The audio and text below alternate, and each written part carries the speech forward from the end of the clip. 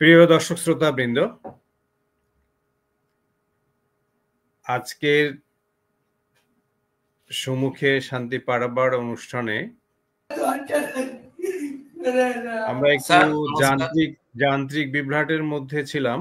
যান্ত্রিক বিভ্রাটের মধ্যে থাকার কারণে আমাদের একটু শুরু করতে প্রায় 20 মিনিট দেরি হয়ে গেল।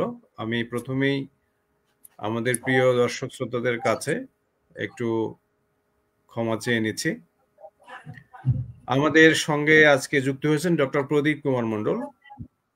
উনি আমাদের সঙ্গে এসছেন বিশ্বভারতী শান্তিনিকেতন থেকে। আমাদের খুব প্রিয় মানুষ। নমস্কার। নমস্কার স্যার। নমস্কার। নমস্কার। ডক্টর প্রদীপ মণ্ডল আসলে আমাদের এই সম্মুখে শান্তি পাড়াবার অনুষ্ঠানে আজকে যে 50তম পর্ব, এই 50 পর্বে তিনি অনেক ব্যস্ততার মধ্যে আমাদের সময় দিয়েছেন। কার্যত যেটি বিষয় সেটি হচ্ছে যে আমাদের বাংলাদেশের বাঙালি, দুই বাংলার বাঙালিদের মধ্যেই বঙ্গদেশে রবীন্দ্রনাথ সম্পর্কে আমাদের সবসময় আগ্রহ এবং সেই সাথে সাথে চির নতুন রবীন্দ্রনাথ। আমরা জানি রবীন্দ্রনাথের মৃত্যু 1941 সালে, তারপরে তার যে জীবনাবসান হয়েছে তারপরেও আমরা দেখতে পাচ্ছি প্রায় অনেক সময় চলে গেছে, প্রায় আমরা বলবো যে 75 বছরেরও বেশি। কিন্তু রবীন্দ্রনাথের যে প্রয়োজন, রবীন্দ্রনাথের যে দীক্ষা বীক্ষণ, রবীন্দ্রনাথের শিল্প, রবীন্দ্রনাথের লেখালেখি, রবীন্দ্রনাথের যা কিছু আছে, আমরা বলি বাঙালি সংস্কৃতির সার্বভৌম ব্যক্তিত্ব, যিনি লোকোত্তর প্রতিভা, সেই রবীন্দ্রনাথ আমাদের মাঝে চিরস্থায়ী এবং চিরকালীন হয়ে এখনো আছেন। তো সেই রবীন্দ্রনাথকে আমরা আজকের এই অনুষ্ঠানে একটু আলাদা করে দেখতে চাই, চিনতে চাই, বুঝতে চাই। আমাদের দুই বাংলার যে পাঠক, শ্রোতা, দর্শক এবং আমাদের এই অনুষ্ঠানে, এই মাসিক অনুষ্ঠানে যারা নিয়মিত থাকেন তারা জানেন যে আমাদের যে অতিথিরা আসেন তারা এক ধরনের একটু প্রান্তিক, একটু বিশিষ্ট এবং গুণীজন, বিভিন্ন সাংস্কৃতিক ব্যক্তিত্ব, লেখালেখির সাথে যুক্ত এবং শিল্প সাহিত্য বিষয়ে যারা তীব্রভাবে আগ্রহী, তারাই এই সমস্ত প্ল্যাটফর্ম, আমাদের প্ল্যাটফর্মে যুক্ত হয়ে থাকেন। সেই সূত্রে আমাদের খুব সৌভাগ্য, ডক্টর প্রদীপ কুমার মণ্ডল আমাদের সঙ্গে আজকে আছেন। আমরা তার কাছে অনেক কিছু জানতে পারবো, অনেক কিছু শিখবো এবং অনেক কিছু বোঝারও চেষ্টা করবো, বিশেষ করে রবীন্দ্রনাথ এবং শান্তিনিকেতন। আমরা আজকের যে ডিক্লারেশনটা আমাদের ছিল সেখানে আমরা দুটো বিষয়ের প্রতি দৃষ্টি আকর্ষণ করার চেষ্টা করেছি। একটি হচ্ছে আমাদের ভাবনা চিন্তার জগতে রবীন্দ্রনাথ এবং রবীন্দ্রনাথের যে জীবন বৃত্তান্ত, এবং সেই সাথে সাথে রবীন্দ্রনাথের যে বিচিত্রমুখী যে তার ভাবনা চিন্তার দর্শন, সেইটাকে আমাদের সামনে আনা। সেই সাথে সাথে শান্তিনিকেতন, যেখানে রবীন্দ্রনাথের 40 বছর কেটেছে এবং শান্তিনিকেতন তার হাতেই এটা প্রতিষ্ঠা, এবং সেই সাথে সাথে তিনি যে মটো, যে উদ্দেশ্য নিয়ে শান্তিনিকেতন তৈরি করেছিলেন, নির্মাণ করেছিলেন, সেই সমস্ত জিনিসগুলো এখনো বহাল আছে। কিভাবে আছে, কোন পর্যায়ে আছে, কিভাবে সেটা উদযাপন হয় এবং তার যে বিভিন্ন রকমের উৎসবগুলো আছে, কিভাবে সেটা আমাদের মধ্যে কাজ করছে এখনো, সেই বিষয়গুলো ডক্টর প্রদীপ মণ্ডল আমাদের, তিনি অনেক কষ্ট করে স্লাইড বানিয়েছেন। স্লাইড সহ তিনি দেখাবেন, বলবেন, জানবেন। আমরা আসলে যত কথা বলবো তত আমাদের সময়টা একটু কম হয়ে যাবে, সেজন্য আমি আর কথা বাড়াচ্ছি না। আমি ডক্টর প্রদীপ মণ্ডলের কাছেই যাচ্ছি। প্রদীপবাবু, যেটি বিষয় সেটি হচ্ছে যে আমার আরেকটু জিনিস একটু আমাদের দর্শকদের বলবার আছে। সেটি হচ্ছে যে আমাদের ডক্টর প্রদীপ মণ্ডল তিনি রবীন্দ্র ভবনের, মানে যেখানে রবীন্দ্রনাথ থাকতেন এবং রবীন্দ্রনাথের একেবারেই তার ভাবনা চিন্তা, মানে আরাম কিংবা বিশ্রাম, তার যে মনোজগৎ এবং যে বিল্ডিংটার মধ্যে তিনি থাকতেন, যেখানে মিউজিয়াম হয়েছে, জীবনী ভিত্তিক যে মিউজিয়াম, সেই মিউজিয়ামের সাথে, সাথে ওই চত্বর জুড়ে তার যে এলাকা যে পরিমণ্ডলটা আছে সেইটার দেখাশোনার দায়িত্ব এবং সেইটার যে লাইব্রেরি আছে সেখানে যে মিউজিয়ামটা হয়েছে সেইটার দায়িত্বে আছেন ডক্টর প্রদীপ মণ্ডল। সুতরাং আমরা আসলে তিনি যে রাবীন্দ্রিক একটা মেজাজে চাকরি করছেন আমি মনে করি অত্যন্ত সৌভাগ্যবান ব্যক্তি। তার কারণ আসলে এখানে এই যে রাবীন্দ্রিক ভাবনা চিন্তার মধ্যে রবীন্দ্রনাথের সমস্ত কিছুর মধ্যেই তিনি এক ধরনের অবগাহন করে থাকেন এবং তার বলার মধ্যেও আমি দেখেছি যে সেই অবগাহনটা আমরা পাবো, সেই টেস্টটা, সেই ফ্লেভারটা আমরা তার কাছ থেকে পাবো। আমরা আসলে শুনতে চাই ডক্টর প্রদীপ কুমার মণ্ডলের কাছে রবীন্দ্রনাথ এবং শান্তিনিকেতন। আপনি যদি কাইন্ডলি একটু আমাদের সঙ্গে আসেন তাহলে আমাদের ভালো লাগবে এবং আপনার যে সমস্ত স্লাইড গুলো আছে এগুলো আস্তে আস্তে আমার মনে হয় যে দর্শকদের সঙ্গে শেয়ার করা যেতে পারে। নমস্কার স্যার, ধন্যবাদ। আমি সৌভাগ্যবান যে এরকম একজন প্রবীণ বাংলার অধ্যাপকের সামনে বলার আমার সৌভাগ্য হয়েছে। আমি এপার বাংলার মানুষ হয়েও এতজন ওপার বাংলার মানুষের সঙ্গে আমি যোগাযোগ করতে পারছি, সেটা আমার কাছে একটা সৌভাগ্যবান মনে করছি আমি নিজেকে। আর বিশেষত স্যারেদের মতো এত সুন্দর আমি বলতে পারি না। আমি কিছুটা স্যারের কাছ থেকে শুনেছেন যে রবীন্দ্রনাথের ঘর বাড়ি, তার জিনিসপত্র এইসব দেখভাল করা, মানে অ্যাকচুয়ালি রবীন্দ্র ভবনের অবেক্ষক আমি। তার সমস্ত পার্সোনাল যে জিনিসপত্র আছে, নিজের জামা কাপড় থেকে শুরু করে ইভিন আপনার তার দাঁত থেকে শুরু করে অস্থি থেকে শুরু করে এভরিথিং যা কিছু আছে সেইগুলোকে মানে রক্ষণাবেক্ষণ করা। অ্যাকচুয়ালি রক্ষণাবেক্ষণ করার একটা অন্য মানে আছে, সেটা হচ্ছে যে প্রত্যেকটা জিনিস তো ডিটোরিয়েট করছে, নষ্ট হচ্ছে, মানে আলটিমেটলি সেই ক্ষিতি অবদেশ মানে প্রকৃতির মধ্যে মিশে যাওয়ার জন্য এগিয়ে যাচ্ছে। সেই যে জিনিসগুলোকে ক্ষতির হাত থেকে রক্ষা করা, তার লাইফ স্প্যানটাকে মানে তার জীবনের সময়টাকে বাড়ানোই হচ্ছে আমাদের কাজ। তার জন্য প্রতিদিনই সমস্ত জিনিস আমাদের টুকিটাকি দেখতে হয়, তাদের সমস্যা অসমস্যা, কোনো অবজেক্ট তো তাদের নিজেদের মুখ নেই, বলতে পারে না যে আমি এইভাবে কষ্ট পাচ্ছি, আমি এইভাবে ক্ষতি হচ্ছে। তার ফলে কি হয়, ভীষণ সহানুভূতির সঙ্গে এই জিনিসগুলো সংরক্ষণের কাজ আমাদের করতে হয়। যাই হোক, মানে অসংখ্য ধন্যবাদ স্যার। মানে আমি আপ্লুত, আমি গর্বিত যে আমাকে এইরকম একটা মানে প্ল্যাটফর্মে আমাকে আনার জন্য। তা যেহেতু রবীন্দ্রনাথের মিউজিয়ামে আমি কাজ করি, এটা রবীন্দ্র ভবন, সেই মিউজিয়ামটি যখন হয় মানে 1942 সালের 1 জুলাই আমাদের ভারতের প্রথম প্রধানমন্ত্রী জওহরলাল নেহেরু এটা উদ্বোধন করেন। এবং রবীন্দ্রনাথের এই মিউজিয়ামটি যদি বয়সের দিক থেকে দেখা যায় তাহলে ভারতের প্রথম ইউনিভার্সিটি পরিচালিত জীবনী ভিত্তিক মিউজিয়াম এবং ইউনিভার্সিটি পরিচালিত মিউজিয়ামদের মধ্যে এটা দ্বিতীয়, মানে কলকাতা বিশ্ববিদ্যালয়ের পরেই এই শান্তিনিকেতনের স্থান। কিন্তু সেই শান্তিনিকেতন জায়গাটা কেন বিখ্যাত, আর রবীন্দ্রনাথ এখানে কিভাবে শান্তিনিকেতনটাকে তৈরি করেছেন এবং কিভাবে বর্তমানে এটা বিশ্ব ঐতিহ্য বা ওয়ার্ল্ড হেরিটেজ হয়েছে, এবং সেই ওয়ার্ল্ড হেরিটেজ হওয়ার পরে আমরা কিভাবে সেগুলোকে রবীন্দ্রনাথের পরিচালিত পথে সমস্ত বিষয়গুলোকে সংরক্ষণ করতে এবং অনুষ্ঠানগুলোকে পরিচালনা করতে পারছি, সেই বিষয়টা নিয়েই আজকে বলবো। আপনারা সবাই জানেন যে রবীন্দ্রনাথের পরিবার অ্যাকচুয়ালি তারা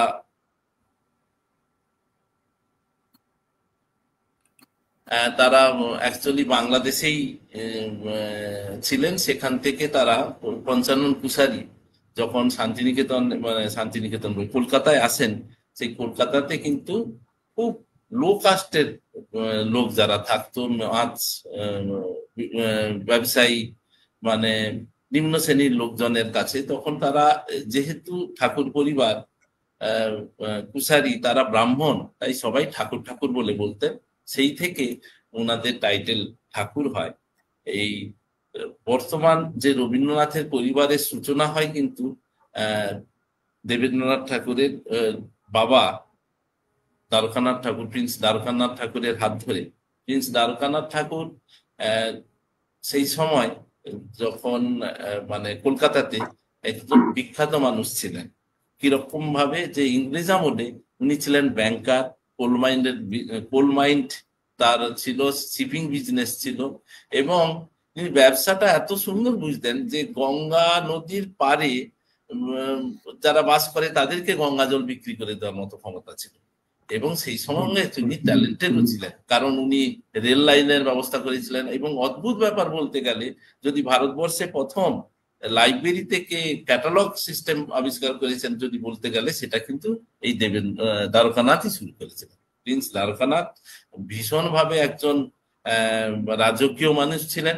সেই সময় উনি ইংরেজদেরকে লোন পর্যন্ত দিয়েছেন, এবং ইংল্যান্ডে গিয়ে, কালাপানি পেরিয়ে ইংল্যান্ডে গিয়ে সেই ইংরেজদেরকে উনি ইনভাইট করে তাদেরকে খাইয়েছেন, দাইয়েছেন, এবং রিটার্ন গিফট হিসেবে সোনার থালা, গ্লাস, বাটি এইসব দিয়েছেন। তার ফলশ্রুতি ওইখানেই যখন মারা যান, তখন দেবেন্দ্রনাথ ঠাকুরের একটা বড় ঋণ ছিল, কিন্তু সেই সমস্ত গুলোকে শোধ করে উনি ঠাকুর টেগোর এস্টেট যে জমিদারি উনি কষ্ট করে চালিয়েছিলেন। সেই দেবেন্দ্রনাথ ঠাকুরের চতুর্দশ সন্তান হচ্ছে রবীন্দ্রনাথ ঠাকুর। সেই রবীন্দ্রনাথ উনি ছোটবেলায় যখন অ্যাকচুয়ালি রবীন্দ্রনাথের যখন জন্ম হয়, তখন স্যার ছবিটা যদি একটু দেখানো যায় আর কি। যখন জন্ম হয় তখন যেহেতু 14তম সন্তান, অতএব বড়দা দ্বিজেন্দ্রনাথ ছিলেন 21 বছরে বড়, এবং উনি ছিলেন বিখ্যাত মানুষ। উনি গান লিখছেন, গানের সুর করছেন, নাটক লিখছেন, নাটকের পরিচালনা করছেন। সব থেকে অসম্ভব ব্যাপার যে উনি অঙ্কে এত বিখ্যাত ছিলেন, কাগজ ফোল্ড করে করে উনি ট্রিকোনোমেট্রি করতেন। বা যেমন ইংরেজিতে স্টেনোগ্রাফি ছিল, উনি বাংলা রেখাক্ষর বর্ণমালা করেছিলেন। আবার সত্যেন্দ্রনাথ মেজদা যদি বলেন, মেজদা সত্যেন্দ্রনাথ ছিলেন ভারতের প্রথম আইসিএস, ইন্ডিয়ান সিভিল সার্ভিসের পাস করে উনি চাকরি করেছিলেন। এখানে যদি স্বর্ণকুমারী দেবীকে দেখছি, উনি সেই সময় ইংরেজ আমলে উনি ইংরেজিতে নোবেল লিখতেন। জ্যোতিরিন্দ্রনাথ রবীন্দ্রনাথের থেকে 14 বছরে বড়। উনি ফ্রেঞ্চ নাটককে ট্রান্সলেট করতেন, বাংলায় লিখতেন এবং বাংলায় নাটক করতেন, পরিচালনা করতেন। আবার এখানে আছে হেমেন্দ্রনাথ ঠাকুর সেজদা। উনি ঠাকুর বাড়ির সমস্ত ভাই বোনেদের পড়াশোনার দায়িত্ব নিয়েছিলেন। ঠাকুর বাড়ি এমন একটা সংস্কৃতি সম্পন্ন বাড়ি ছিল, সেখানে বেশ কয়েকটা পত্রিকা, যেমন ভারতী পত্রিকা, সেই রকম অনেকগুলো মানুষ ছিলেন ওখানে। অবন ঠাকুর, গগন ঠাকুর, এরা ছিলেন পৃথিবী বিখ্যাত আর্টিস্ট। সেরকম একটা এনভায়রনমেন্টে রবীন্দ্রনাথ বড় হওয়ার জন্য, তাদের কাছ থেকে, এই দাদা ভাই বোনেদের কাছ থেকে শিক্ষা পাওয়ার জন্য সাধারণ একটি স্কুলে রবীন্দ্রনাথ পড়াশোনা করতে পারেননি। কারণ সাধারণ স্কুলের যে পড়াশোনার সিস্টেম ওনার কাছে খুব হাস্যস্কর এবং ফেক মনে হতো।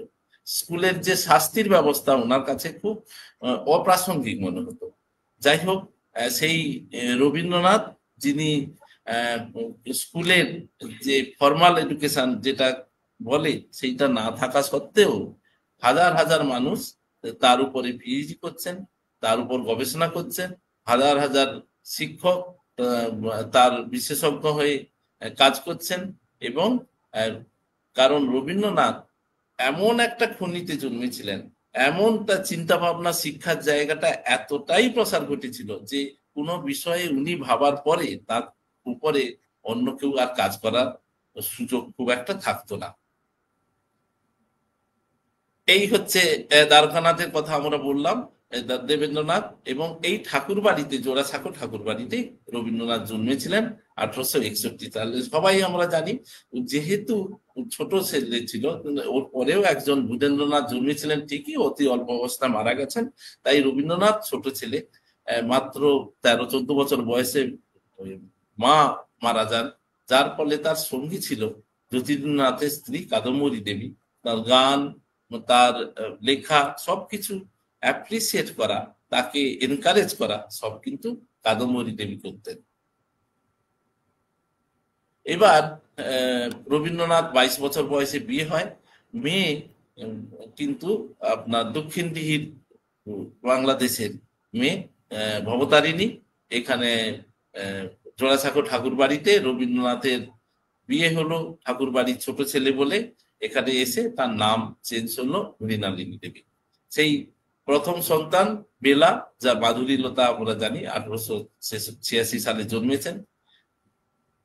এর পরেই দেবেন্দ্রনাথ ঠাকুর কি করলেন না, রবীন্দ্রনাথকে যে বাংলাদেশে জমিদারি দেখবার জন্য পাঠালেন। বাংলাদেশে গিয়ে রবীন্দ্রনাথ কিন্তু অনেকটা ম্যাচিওর হলেন। উনি শুধু অনেক লেখা লিখলেন তা নয়, ওইখানে জমিদারি সামলাতে গিয়ে উনি দেখলেন যে সাধারণ মানুষের কত কষ্ট, অথচ একটু যদি তারা সিস্টেমেটিক্যালি, একটু যদি তারা বুদ্ধি করে চলে, পরস্পর উপর নির্ভরশীল হয়, তাহলে তাদের কিন্তু অনেক দুঃখ কষ্ট দূর হতে পারে। তাই উনি কোঅপারেটিভ সিস্টেম ওখানে চালু করেছিলেন। সেখানকার স্বাস্থ্য ক্ষেত্রে কি করে উন্নতি করা যায় সেই কথা ভেবেছিলেন, চাষবাসের কি করে উন্নতি করা যায় সেই কথা ভেবেছিলেন। এবং আমরা জানি, কিছুক্ষণ নোবেল নিয়ে আলোচনা করব, নোবেলের এই বিপুল পরিমাণে টাকাও কিন্তু উনি বাংলাদেশের কোঅপারেটিভে রেখেছিলেন, যদিও জানতেন যে এই ব্যাংকটি ভবিষ্যতে উঠে যেতে পারে। তখন ব্যাংক দেউলিয়া ঘোষণা হওয়ার একটা বিষয় ছিল। একটা ব্যাংক দেউলিয়া হয়ে যাও মানে কারোর আর কোনো রেসপন্সিবিলিটি, দায়িত্ব ছিল না টাকা রিটার্ন করার, সেই রকম ঘটনাও ঘটতো। কিন্তু রবীন্দ্রনাথ জেনেও এই কাজটা করেছিলেন কেন না, একটা জায়গার যাতে উন্নতি হয়, একটা সিস্টেম তৈরি হয়। এই অভিজ্ঞতা কিন্তু ব্যর্থ হয়নি। রবীন্দ্রনাথ তার বিশ্বভারতী তৈরি করার সময় এটা উনি পদে পদে কাজে লাগিয়েছেন।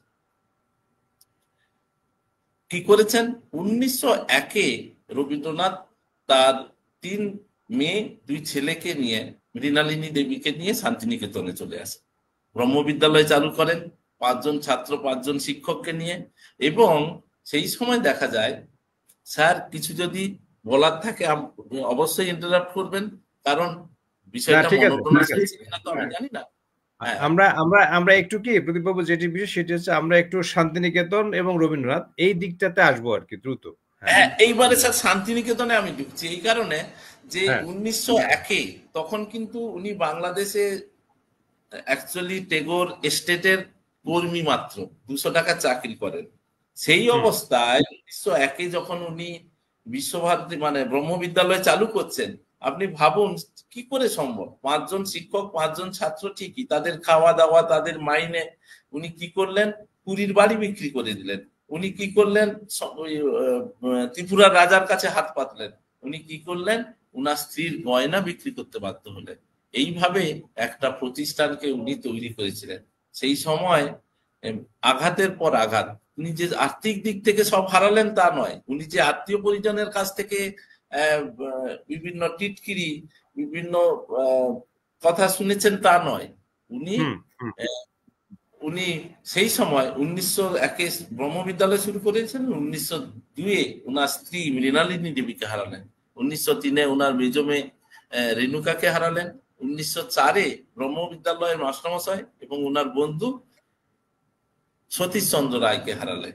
1905-এ বাবা, এবং 1907-এ উনার ছোট পুত্র সমীন্দ্রনাথকে। স্যার শুনতে পাচ্ছেন তো? হ্যাঁ শোনা যাচ্ছে, ঠিক আছে ঠিক আছে বলুন। রবীন্দ্রনাথকে হারিয়ে রবীন্দ্রনাথ সত্যি ডিপ্রেসড হয়ে পড়লেন। যেই প্রথম 5 তাহলে বছরে আমরা দেখতে পাচ্ছি যে 1901 থেকে 1907 পর্যন্ত তার অনেকগুলো মৃত্যু ঘটেছে এবং তারা সবাই নিজস্ব এবং তাদের একদম ফ্যামিলির আর কি, তার একদম রক্ত সম্পর্কিত মানে স্বজনদের মৃত্যু হয়েছে আর কি। মানে আমরা তো স্যার কোনো ভালো কাজ শুরু করার সময় যদি কোনো বিপদ ঘটে, আমরা তখন ভাবি কি যে এটা বোধ হয় ভগবান হোক, আল্লাহ হোক, সাই দিচ্ছে না, চাইছে না আমি এই কাজটা করি। কিন্তু রবীন্দ্রনাথ এই বিপদের দিনেও কিন্তু উনার লক্ষ্য থেকে একটুকুও সরেননি। উনি এত সব কাছের মানুষকে হারিয়ে উনি উপনিষদের উপর নির্ভরশীল হয়ে পড়লেন যাতে মনটা শান্ত হয়। সেই সময় যে কবিতা গানগুলো লিখেছিলেন তার মধ্যে একটা সুপ্রিম পাওয়ার এর উপর যেন আনুগত্য দেখা যায়। তার ফলে সেই যে গানগুলো 1910-এ গীতাঞ্জলি নামে পাবলিশ হয়। 1911-তে উনার আমেরিকা যাওয়ার কথা ছিল, কিন্তু অসুস্থতার জন্য উনি যাননি। উনার যে পৈতৃক জমিদারি বাংলাদেশের পদ্মাবটে উনি সময় কাটাতে থাকেন। একটা বিদেশ জি। যাত্রা মানে স্যার হয়তো হুম 3 মাস ইয়ে জাহাজে যাননি, আবার হুম ওখানে 3-4 মাস থাকলেন, আবার জাহাজে মানে প্রায় হ্যাঁ, দশ তখন তো মাস একটা বিরাট ব্যাপার ছিল। এক হ্যাঁ, বছর অনেক। একটা বড় হ্যাঁ ব্যাপার ছিল। এই হ্যাঁ। যেন এই সময়টা ওনার কাছে মনে হয়েছে যে বেশ বড় একটা সময়। পদ্মাবটে উনি কি করলেন, গীতাঞ্জলির গানগুলো ট্রান্সলেট করতে শুরু করলেন। হুম সেই কাজে রবীন্দ্রনাথ যে খুব সিদ্ধহস্ত ছিলেন ওটা উনি নিজে ভাবেন। তাই ওইটা নিয়ে কিছু কপি নিয়ে উনি ওনার বন্ধু রোটেনস্টাইন, ইংল্যান্ডের একজন বিখ্যাত আর্টিস্ট, তার কাছে হুম পাঠালেন। রোটেনস্টাইন, এই দেখুন, রোটেনস্টাইন এবং তার পুত্র, হুম রোটেনস্টাইনের বাড়িতে রবীন্দ্রনাথ আর তার পুত্র রবীন্দ্রনাথ গেছেন।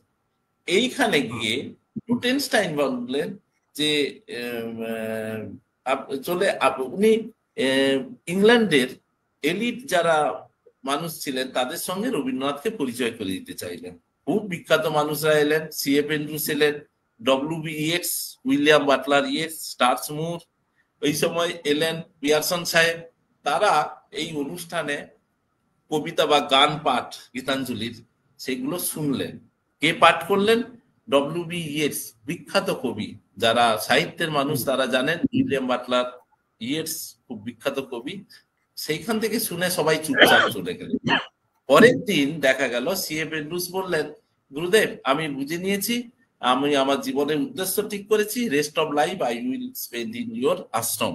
পিয়ারসনও বললেন চলে আসবেন রবীন্দ্র মানে শান্তিনিকেতনে। এইরকমই তারা আপ্লুত হলেন রবীন্দ্রনাথকে নিয়ে। এরপর স্টার্সমুর বলে একজন ভদ্রলোক, যিনি ছিলেন আহ, ইয়ে royal fellow of literature of United কিংডমের সদস্য, তিনি রবীন্দ্রনাথকে হঠাৎ করে নোবেলের জন্য রেকমেন্ড করে বসলেন। বাকি আচ্ছা। 97 জন ফেলো কি করলেন না, টমাস হার্ডিকে রেকমেন্ড করলেন। অদ্ভুত ব্যাপার দেখুন, এমন একটা ইংরেজ আমলে যেখানে একজন ইংরেজদের সঙ্গে একজন ইন্ডিয়ান ফার্স্ট ক্লাসে ট্রেনে ভ্রমণ করতে পারতেন না, সেই সময় কম্পিটিটারকে, রবীন্দ্রনাথের কম্পিটিটার টমাস হার্ডি, সেইখানে কিন্তু আলটিমেটলি রবীন্দ্রনাথ নোবেল পেলেন। হুম হুম হ্যাঁ, সেই বিষয়টা একটা ঐতিহাসিক বিষয়। সবাই মানে সেই সময় শুধু ইয়েতে নয়, ইন্ডিয়াতে নয়, এশিয়াতে নয়, নন ইউরোপিয়ান কেউ নোবেল প্রাইজ সাহিত্যে পাননি। রবীন্দ্রনাথ এক কথায় জীবদ্দশায় উনি ভগবান মতো হয়ে গেছিলেন। এরপরে 1915-তে উনাকে ইংল্যান্ডের রাজা ডেকে স্নাইডহুড উপাধি দিলেন, মানে সম্মানীয় স্যার উপাধি। রবীন্দ্রনাথ গ্রহণ করেছিলেন। কিন্তু তারপরে পরেই রবীন্দ্রনাথ বহু বিদেশ ভ্রমণ, জাপান গেলেন, ইংল্যান্ড গেলেন, আমেরিকা গেলেন, ভালোই চলছিলেন। উনার এই বক্তব্যগুলো দিয়ে যে অর্থ উনি সংগ্রহ করছিলেন সেটা বিশ্বভারতী পরিচালনার জন্য বেশ কাজে লাগছে। কিন্তু হুম 1919-এ আমরা যারা ইতিহাসের ছাত্র জানি, রাওলাট আইন, কি ভয়ানক সেই আইনের প্রতিবাদ করলো দেশের বিপ্লবীরা। সেই প্রতিবাদের ফলশ্রুতি হলো কি না, জালিয়ানওয়ালাবাগে সেই একখানা গেটের সামনে জেনারেল ও ডায়ার গুলি চালিয়ে হাজার হাজার প্রতিবাদীকে মেরে ফেললেন। তার প্রতিবাদ স্বরূপ রবীন্দ্রনাথ ভাবলেন, যে দেশ, যে জাতি মানে এত নৃশংস হতে পারে, এত বর্বর হতে পারে, তার দেওয়া এই পুরস্কার আমার কাছে কাঁটা হয়ে দাঁড়িয়েছে। তাই উনি কি করলেন, হুম লিখে জেমস ফোর্ডকে, যখন যিনি সেই সময় ভাইসরয় ছিলেন, তাকে করলেন, মানে চিঠি লিখে জানালেন যে আমি নাইটহুড ত্যাগ করছি। Sir 1 minute.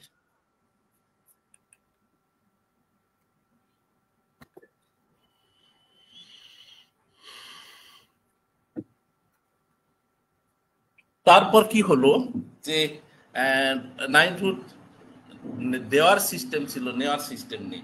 সেই 1919 কিন্তু শান্তিনিকেতনের জন্য একটি খুব ভালো সময়, কারণ সেই সময় বিশ্বভারতীর সূচনা হয় কলা সঙ্গীত দিয়ে। আর তারপরেই হচ্ছে রবীন্দ্রনাথ শুরু করলেন যে কলা সঙ্গীত। আচ্ছা, তো রবীন্দ্রনাথ কি করলেন যে এই সময় উনি বহু দেশ ঘুরেছেন। দেখুন উনি 1878 থেকে 79, 80 এরকম করে ব্রিটেনেই 13 বার, ইউএসএ 8 বার, জাপান, জার্মান এগুলোতে 4 বার, ডেনমার্ক, সাইলন, এরকম করে গোটা পৃথিবী বহু বারবার ঘুরেছেন। উনি শুধু বেড়াতে যাননি, বক্তব্য রাখতে গেছেন, কিছু অর্থ সংগ্রহ করেছেন প্রতিষ্ঠানের জন্য, এবং ওই সব দেশে উনি ঘুরে ঘুরে তাদের শিক্ষা সংস্কৃতিকে শুষে নিয়েছেন, মানে ভালো করে অবজার্ভ করেছেন। সেগুলোকে শান্তিনিকেতনে ফিরে শান্তিনিকেতনের উপযোগী, বাংলার উপযোগী করে উনি কারিকুলামের মধ্যে পুট করেছেন, এখানকার শিক্ষা ব্যবস্থার মধ্যে পুট করেছেন, এখানে সংস্কৃতির মধ্যে পুট করেছেন।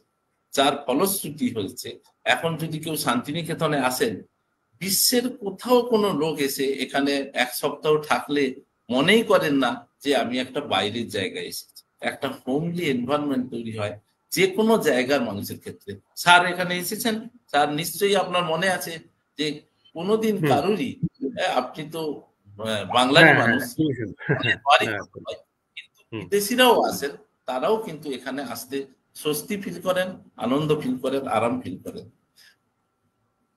আচ্ছা, এইবারে আমরা আসব যে এই রবীন্দ্রনাথের প্রতিষ্ঠিত শান্তিনিকেতন, উনি এখানে একাডেমিক, সংস্কৃতি, কালচার এখানকার মতো করে এমন ভাবে পুট করেছেন যে শান্তিনিকেতন একটা নতুন একটা এনভায়রনমেন্ট তৈরি হয়েছে শিক্ষার এবং সংস্কৃতি।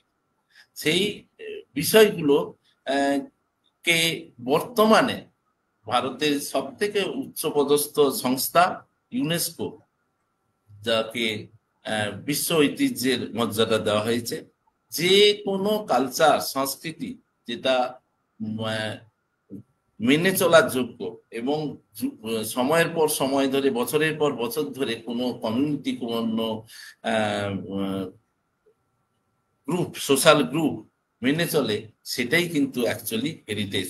আমাদের শান্তিনিকেতন এই যে শিক্ষা, সংস্কৃতি ও এখন তাই বিখ্যাত হেরিটেজ। সেই হেরিটেজের পোর্শন গুলো যদি আমরা দেখি, যে শান্তিনিকেতনে সারা বছর ধরে বিভিন্ন সাংস্কৃতিক অনুষ্ঠান, কালচারাল প্রোগ্রাম এইসব হতে থাকে, এবং সেই সব প্রোগ্রাম গুলো কিন্তু কি হয়, যে ছেলেমেয়েরা যে নাচ, গান এবং বিভিন্ন ধরনের নাটক, কবিতা শেখেন, তার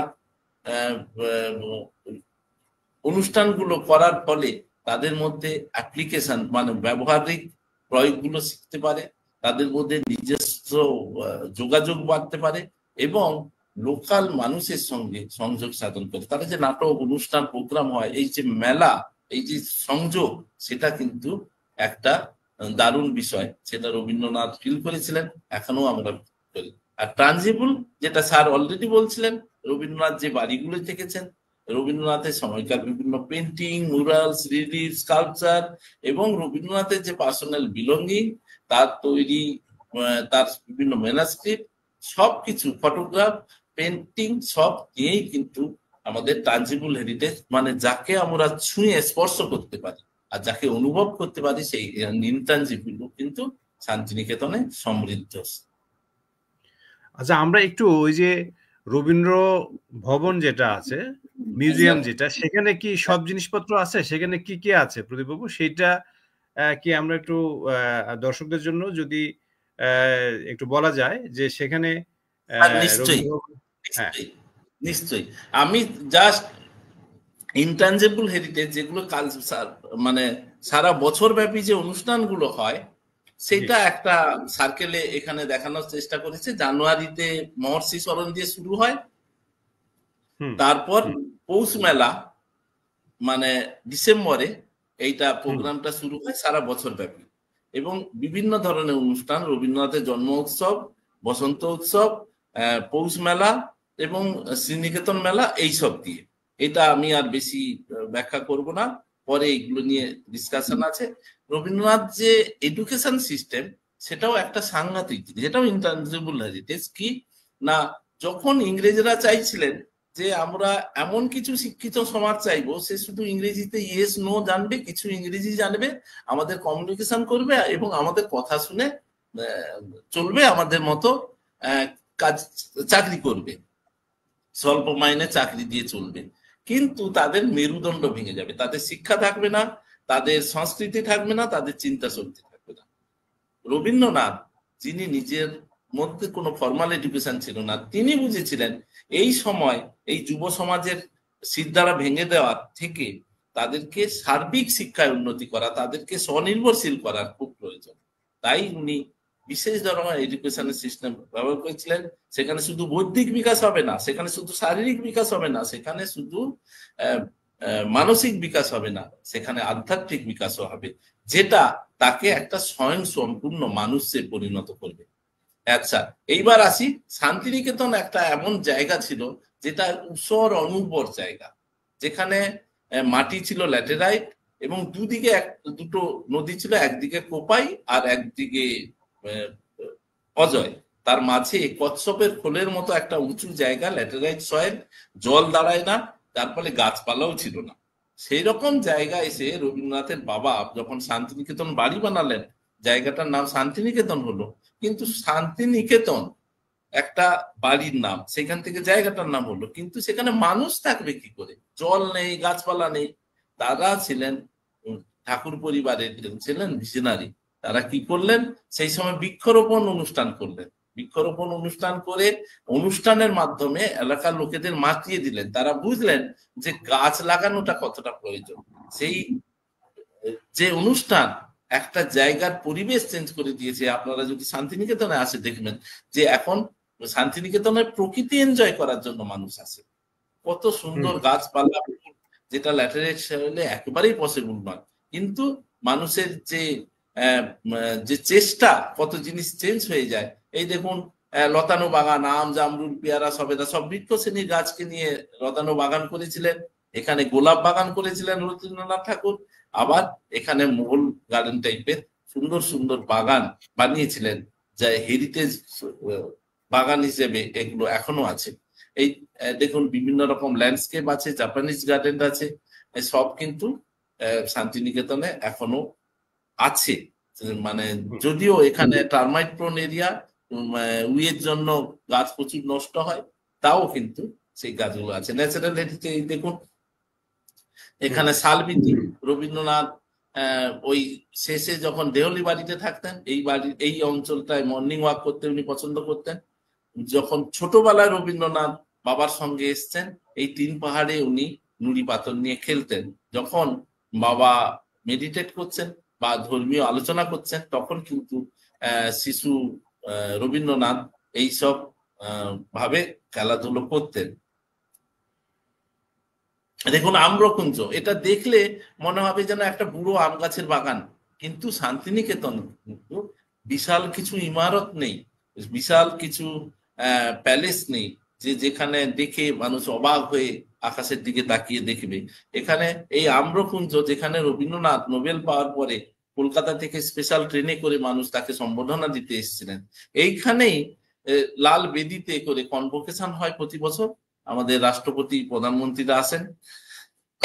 এখানেই কারমাইকেল এসে রবীন্দ্রনাথের সঙ্গে দেখা করেছিলেন। অতএব ইতিহাস আর অনুভূতি, এই শান্তিনিকেতনের মূলধন। এখানে অনুভব শক্তি না থাকলে কিন্তু শান্তিনিকেতন কারোরই ভালো লাগবে না। এই হচ্ছে সেই বাড়িগুলো। রবীন্দ্রনাথ 1907 থেকে 1919 দেওলি বাড়িতে থেকেছেন। এই বাড়ি থেকে উনি গীতাঞ্জলি লিখেছেন, সং অফ হারিংস হয়েছে, এখানে নাইটহুড পেয়েছেন, এখানেই নাইটহুড ত্যাগ করেছেন। এবং এরপরে 1919-এ উত্তরায়ণের উত্তর দিকে উনি চলে আসেন। এই বাড়িগুলো ঐতিহাসিক কি কারণে? যে দিনান্তিকা, দীনেন্দ্রনাথ ঠাকুরের স্ত্রী এই বাড়ি চা চক্র বানিয়েছিলেন, যে বিকেলে ছাত্র শিক্ষক এরা কি করবে না, পজিটিভ ডিসকাশন করবে এবং এরা চা পান করবে। এই কালো বাড়ি কি কলা ভবনের ছেলেমেয়েরা থাকবে, সত্যজিৎ রায় ওখানে থেকেছেন। এই সিংহসদন কি না, এইখানে রবীন্দ্রনাথ। আমি একটা জিনিস একটু জিজ্ঞেস করি প্রদীপবাবু, সেটা হচ্ছে এই যে দিনান্তিকা, এটা কি সত্যি এইরকমই ছিল? আগে থেকে এরকম ছিল, মানে শুরু থেকে এরকমই ছিল নাকি এটা পরে করা? এরকম কোন একটা বাড়ি, ভেতরে নন্দলাল বোসের আঁকা সুন্দর মুরাল আছে এবং চারিদিকে কাউন্টার টাইপের আছে, যেখান থেকে চা নেওয়া যায়, চা খাওয়া যায়। আমরা যে এখন ওয়ার্ল্ড হেরিটেজ ওয়াক শুরু করেছি, সেটা হ্যাঁ, মানে যারা বাইরের লোকেরা আসেন এর পাশে বসে চা খেয়ে সেই অনুভূতিটা নিতে পারে। আচ্ছা আচ্ছা, তাহলে এটা এইরকমই ছিল আর কি, মানে যা ছিল তাই স্যার আছে। একবারে এইরকম ছিল, আমরা কোনো বাড়ি কোনোভাবেই কোনো চেঞ্জ করিনি। তার ছবি আচ্ছা, আছে, সেই ছবি থেকে এগুলোকে সংরক্ষণ করার চেষ্টা করা হচ্ছে। ও হ্যাঁ, ঠিক আছে, মানে ঠিক আছে। যাকে বলা হয় রেনোভেশন, মানে কোনো হ্যাঁ, হ্যাঁ, নতুন করে তৈরি নয়, তাকে সংরক্ষণ। আচ্ছা, আচ্ছা, আচ্ছা, এই আচ্ছা। দেখুন, এই যে এখানে আছে ঘন্টাতলা, সেই বুদ্ধিস্ট আর্কিটেকচার, এই সিংহসদন হ্যাঁ, বুদ্ধি আর্কিটেকচার। আর এইখানে এই চৈত্য, চৈত্য হচ্ছে মাটির বাড়ি একটা শোকেস, যেখানে শ্রীনিকেতনের যে আর্টিস্টরা নতুন কিছু বানালে এখানে ডিসপ্লে হতো, এবং শান্তিনিকেতনের লোকেরা এটা দেখে শ্রীনিকেতনে কিনতে যেত। 3 কিলোমিটার দূরত্ব কিন্তু তখনকার দিনে অনেক, কারণ হেঁটে যেতে অনেক হতো, অনেক অনেক, তার মতো হ্যাঁ, হ্যাঁ। সাইকেল বাইক ছিল না। যার ফলে এইগুলো কিন্তু স্যার হেরিটেজের স্মারক হিসেবে এখনো আছে। তাহলে এরপরে আপনি আমি যে বললাম, যে স্থাপনাগুলো দেখাচ্ছেন সেই স্থাপনাগুলো আসলে সবগুলো ওই রবীন্দ্রনাথের সময় থেকে যা ছিল তাই আছে, একদম তাই যেমনটা আছে। থাকা তেমন। আচ্ছা হ্যাঁ, আচ্ছা। কোনো রকম ভাবে চেঞ্জ করা হয় না, হুম। সেটাকে সংরক্ষণ করার জন্য রেনোভেট করা হয়। যেখানে হ্যাঁ, কোনো দরজা ভেঙে বুঝতে গেলে পেরেছি। ঠিক সেই রকম করে একটা লাগানো হয় বা সারানো হয়। আচ্ছা এর আচ্ছা। মেটেরিয়াল বা কোনো স্ট্রাকচারাল চেঞ্জ কিছু নেই, যার ফলে হুম।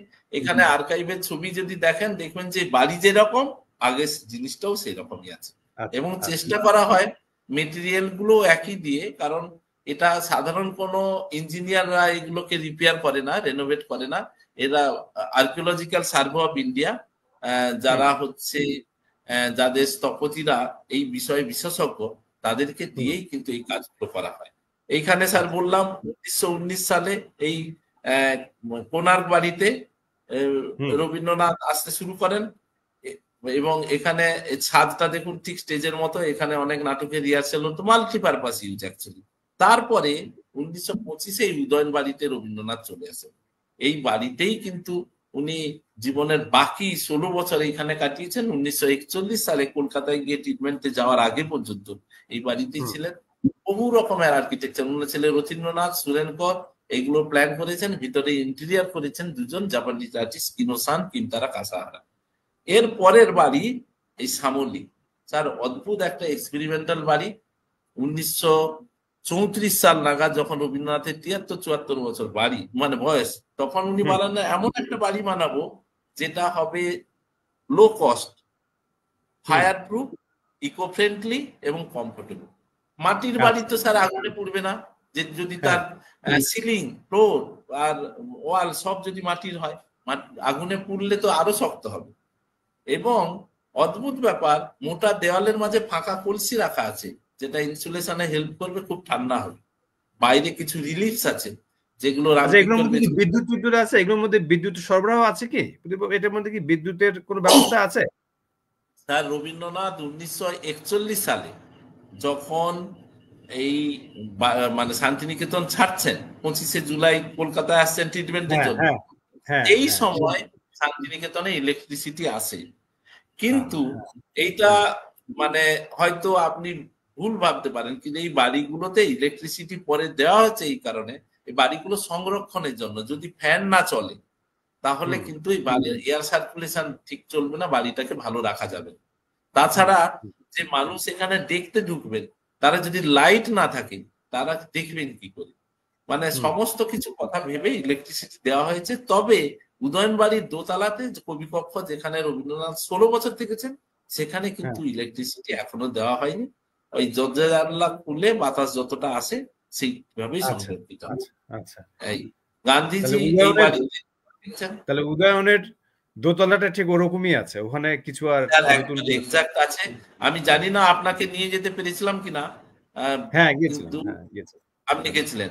হ্যাঁ, হ্যাঁ। সেটা একটা অদ্ভুত অনুভূতির জায়গা স্যার। সকালে বিকেলে যখন আমরা এই ঘরটায় ঢুকি, মনে হয় যেন উনি কোথাও আছেন, আমাদেরকে হয়তো আড়ালে থেকে কিছু দেখছেন। যার ফলে আহ, আহ, খুব শান্তিনিকেতনে আহ, এত সবাই শোনে যে এত গন্ডগোল, এত খারাপ জিনিস। আমরা স্যার সহজে কারোর উপর রাগ করতে পারি না, কারো করতে পারি না, এই কারণে এত মহান একজন, এত বিশাল মাপের একজন মানুষের আশ্রমে আমরা কাজ করি, সেখানে আমাদের নিজেদের মধ্যে এই তুচ্ছ বড় ছোট ইগো অভিমানের কোনো মূল্য আমরা খুঁজে খুব একটা পাই না। আর এরপরে স্যার বলি যে পুনশ্চ বাড়ি এবং এই উদিচি, এই বাড়িগুলো কিন্তু শান্তিনিকেতনের উদিচি বাড়ি, এইগুলো রবীন্দ্রনাথের 5টা বাড়ি উত্তরায়ণে আছে। আর এই শান্তিনিকেতন বাড়ি দিয়ে কিন্তু শান্তিনিকেতনের সূচনা, এবং এই শান্তিনিকেতন যে জায়গাটার নামও কিন্তু এই বাড়িটা থেকে হয়েছে। আচ্ছা, এই যে শ্যামলী, উদিচি, এগুলোর কি ডিজাইন রবীন্দ্রনাথের নিজের মাথা থেকে, না তিনি না কি অবস্থা? এটা একটু যদি এটাকে যদি এত আলাদা সুন্দর করে বলা হয়, হ্যাঁ হ্যাঁ হ্যাঁ, এটা কিন্তু স্যার একটা মানে কালেকটিভ বিষয়। কারণ কি, রবীন্দ্রনাথ তার ইচ্ছা প্রকাশ করেছেন। রবীন্দ্রনাথ তো ক্রিয়েটিভ মানুষ, তিনি কিরকম একটা এনভায়রনমেন্ট থাকতে ইচ্ছে করছে বা চাইছেন উনি প্রকাশ করেছেন। ওনার ছেলে রথীন্দ্রনাথ আর স্থপতি সুরেন কর, উনি কলা ভবনের মাস্টারমশাই ছিলেন, এরাই কিন্তু বাড়িগুলোর প্ল্যান করেছেন। আর যেমন উদয়ন বাড়ির ভেতরে যদি যান, ভেতরে ইন্টেরিয়ার করেছিলেন 2জন জাপানি আর্টিস্ট, কিনোসান কিমতারা কাসান। যদি শ্যামলী বাড়ি যান, এর বাইরের যে রিলিফ গুলো আছে যক্ষ যক্ষী বা এগুলো, সেগুলো আবার রামকিঙ্কর বেজ করেছেন। এরকম একটা যুক্ত আর কি, রবীন্দ্রনাথ চেয়েছেন সেটাকে খুশি করার জন্য, ওনাকে সেই জিনিসটাকে প্রোভাইড করার জন্য সবাই কিন্তু, গুরুদেব চাইলে তো দিতেই হবে, তাই না? গুরুদেব চাইলে সেটা তো দেওয়ার জন্য সবাই। একবারে তাই। কারণ উনি তো সবাইকে মানে সব সময় ভরিয়ে রেখেছেন।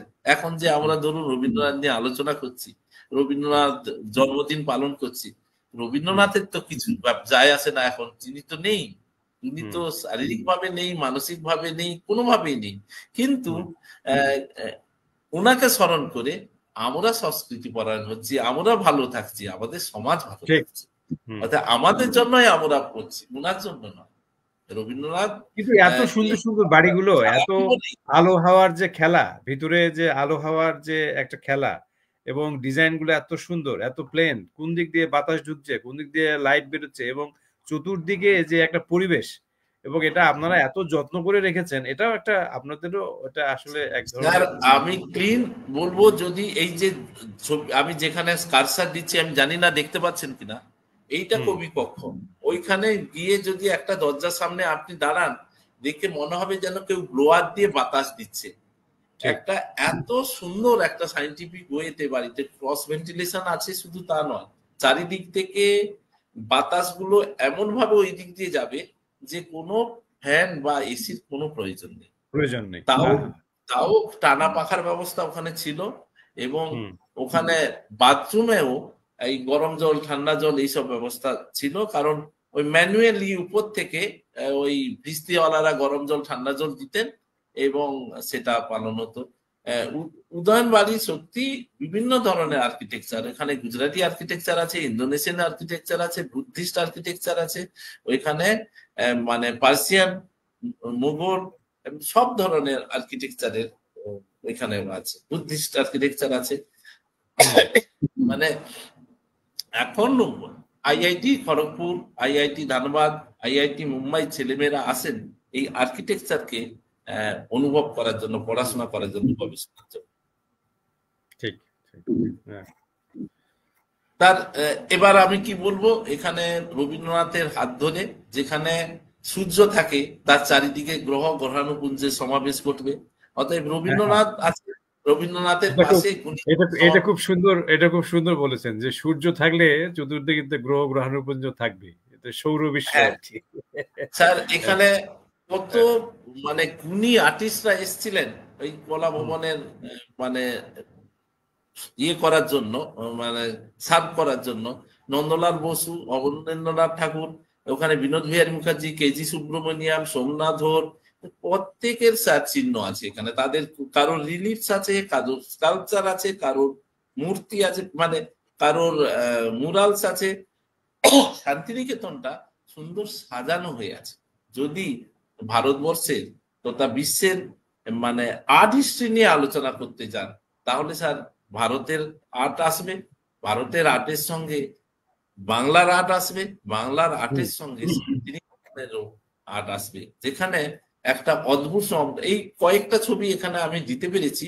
সেখানে দেখুন বিনোদ বিহারী মুখার্জি, যিনি শেষ বয়সে প্রায় অন্ধ হয়ে গেছিলেন, তার কতগুলো, তার দেখুন মুরালস দেখুন, হুম। কেজি সুব্রমণিয়ামের মুরালস দেখুন, সোমনাথ হোরের দেখুন, নন্দলাল বোস স্টুডিও, বহু রকমের আর্ট। এরপরে আমরা আসবো সুব্রমণিয়ামের এটা তো খুবই সুন্দর, এটা এত এত উচ্চতায়, এটা কি দোতলা নাকি এটা? এই কোনটা স্যার? সুব্রমণিয়ামের, এইটা এই যে কেজি এইটা সুব্রমণিয়াম, হ্যাঁ হ্যাঁ, কীর্তি সুব্রমণিয়াম স্যার, উনি তো এই কিছুদিন আগেই মারা গেছেন। উনি আচ্ছা আহ, যেমন স্কাল্পচার বানাতেন সেমন আর্টিস্ট বানাতেন। উনি আমাদের আচ্ছা শুধু নয়, উনি বরোদারও অধ্যাপক ছিলেন। উনি আহ, মানে রবীন্দ্রনাথের পরে পরে জাস্ট এখানে এসেছিলেন। ভীষণ বড় মাপের সমস্ত আর্টিস্টরা।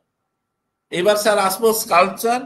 স্কাল্পচারও শান্তিনিকেতনে যদি দেখেন, এই বড় বড় স্কাল্পচার দেখতে পাবেন। এই এখানে এখানে একটা কোশ্চেন এসছে একটু প্রদীপ হ্যাঁ বাবু, স্যার। সেটা হচ্ছে মানে একটা কোশ্চেন এসছে যে উদিসি ভবন নির্মাণে রবীন্দ্রনাথের আকাঙ্ক্ষার বিষয়ে জানার আগ্রহ রইল।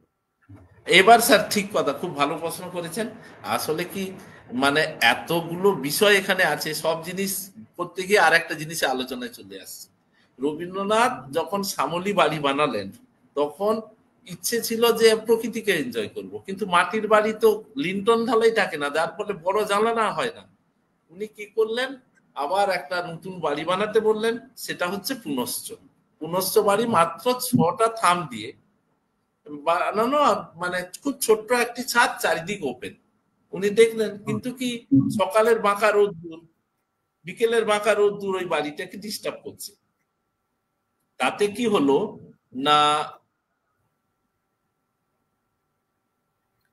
এই এইটা হচ্ছে, হ্যাঁ, উদিচি বাড়ি ডিস্টার্ব করছে। তখন কি হলো, উনি পূর্ব দিক ঘিরলেন, পশ্চিম দিক ঘিরলেন, ঘিরে পুনশ্চ বাড়িও কিন্তু ঘেরা হয়ে গেল। এই দেখুন সামনে তখন আহ বাড়িটা ঘেরা যেই হয়ে গেছে, উনি ভাবলেন যে না, আর একটা বাড়ি বানানোর দরকার, যেখানে আমি প্রকৃতিকে এনজয় করতে পারবো। এই তখন এই উদিচি বাড়ি একেবারে শেষ সময়, মানে 1939-এ রবীন্দ্রনাথের যখন 78 বছর বয়স, তখন উনি বললেন যে আমার একটা বাড়ি বানিয়ে দাও।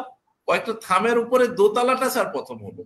উনি তখন সবাই বললো, গুরুদেব আপনার তো এখন ওঠানামা করতে অসুবিধা হবে। বললেন আমি নিচেই নামবো না, আমি উপরেই থাকবো। কেন না, ঠিক অনতি দূরে রথীন্দ্রনাথ ঠাকুর একটা সুন্দর গোলাপ বাগান বানিয়েছিলেন। উনি হুম। দোতলা থেকে ওই গাড়ি বারান্দা থেকে গোলাপ বাগান এনজয় করবে। কিন্তু লোকে উঠলে না নেমে থাকতে পারে, কিছুদিন পরে হ্যাঁ হ্যাঁ নেমে এটাই। বিশ্রাম না করে উঠতে ইচ্ছে করলো না, তখন উনি কি করলেন, হ্যাঁ। নিচের থামগুলোকে জাস্ট হুম। কাঁচের জানলা দিয়ে ঘিরে দিয়েছেন। আমি এখানে উদিচি বাড়ির যে দিকটা দেখিয়েছি, এটা সিঁড়ির দিক, তাই জানলা বা এই জিনিসটাকে এনজয় করা যাচ্ছে না। ঠিক পেছনের দিকে যদি দেখা যায়, যে থামগুলো ঠিক বড় বড় কাঁচের জানলা দিয়ে ঘেরা, হুম। যার ফলে উনি বাড়ি থেকে বাইরের প্রকৃতিকে এনজয় করতে পারতেন। কখনো উপরে থাকতেন, কখনো নিচে থাকতেন, এবং এটা হুম। উনার জীবনের শেষ বাড়ি। খুব ভালো হুম। প্রশ্ন করেছেন, উনাকে ধন্যবাদ। হ্যাঁ। আচ্ছা, এবার স্যার স্কাল্পচার, রামকিঙ্কর বেদ যখন শান্তিনিকেতনে এলেন, উনি তো কাঠের মূর্তি বিক্রি করতেন।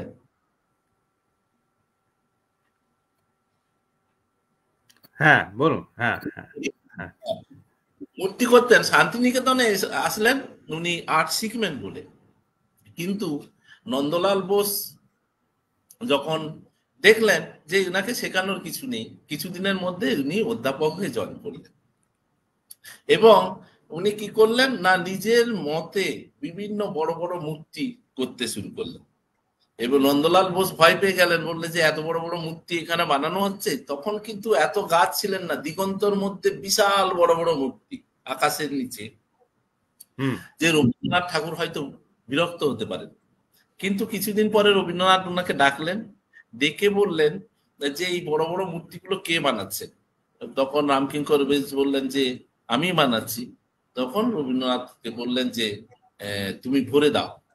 তাই শান্তিনিকেতনে কারোর তৈরি মূর্তি না দেখলেও ওপেন এয়ারে রবীন্দ্রনাথ রামকিঙ্কর বেজের বড় বড় মূর্তি এখনো দেখা যায়, কিন্তু এটা সংরক্ষণের ব্যাপারে খুবই কঠিন।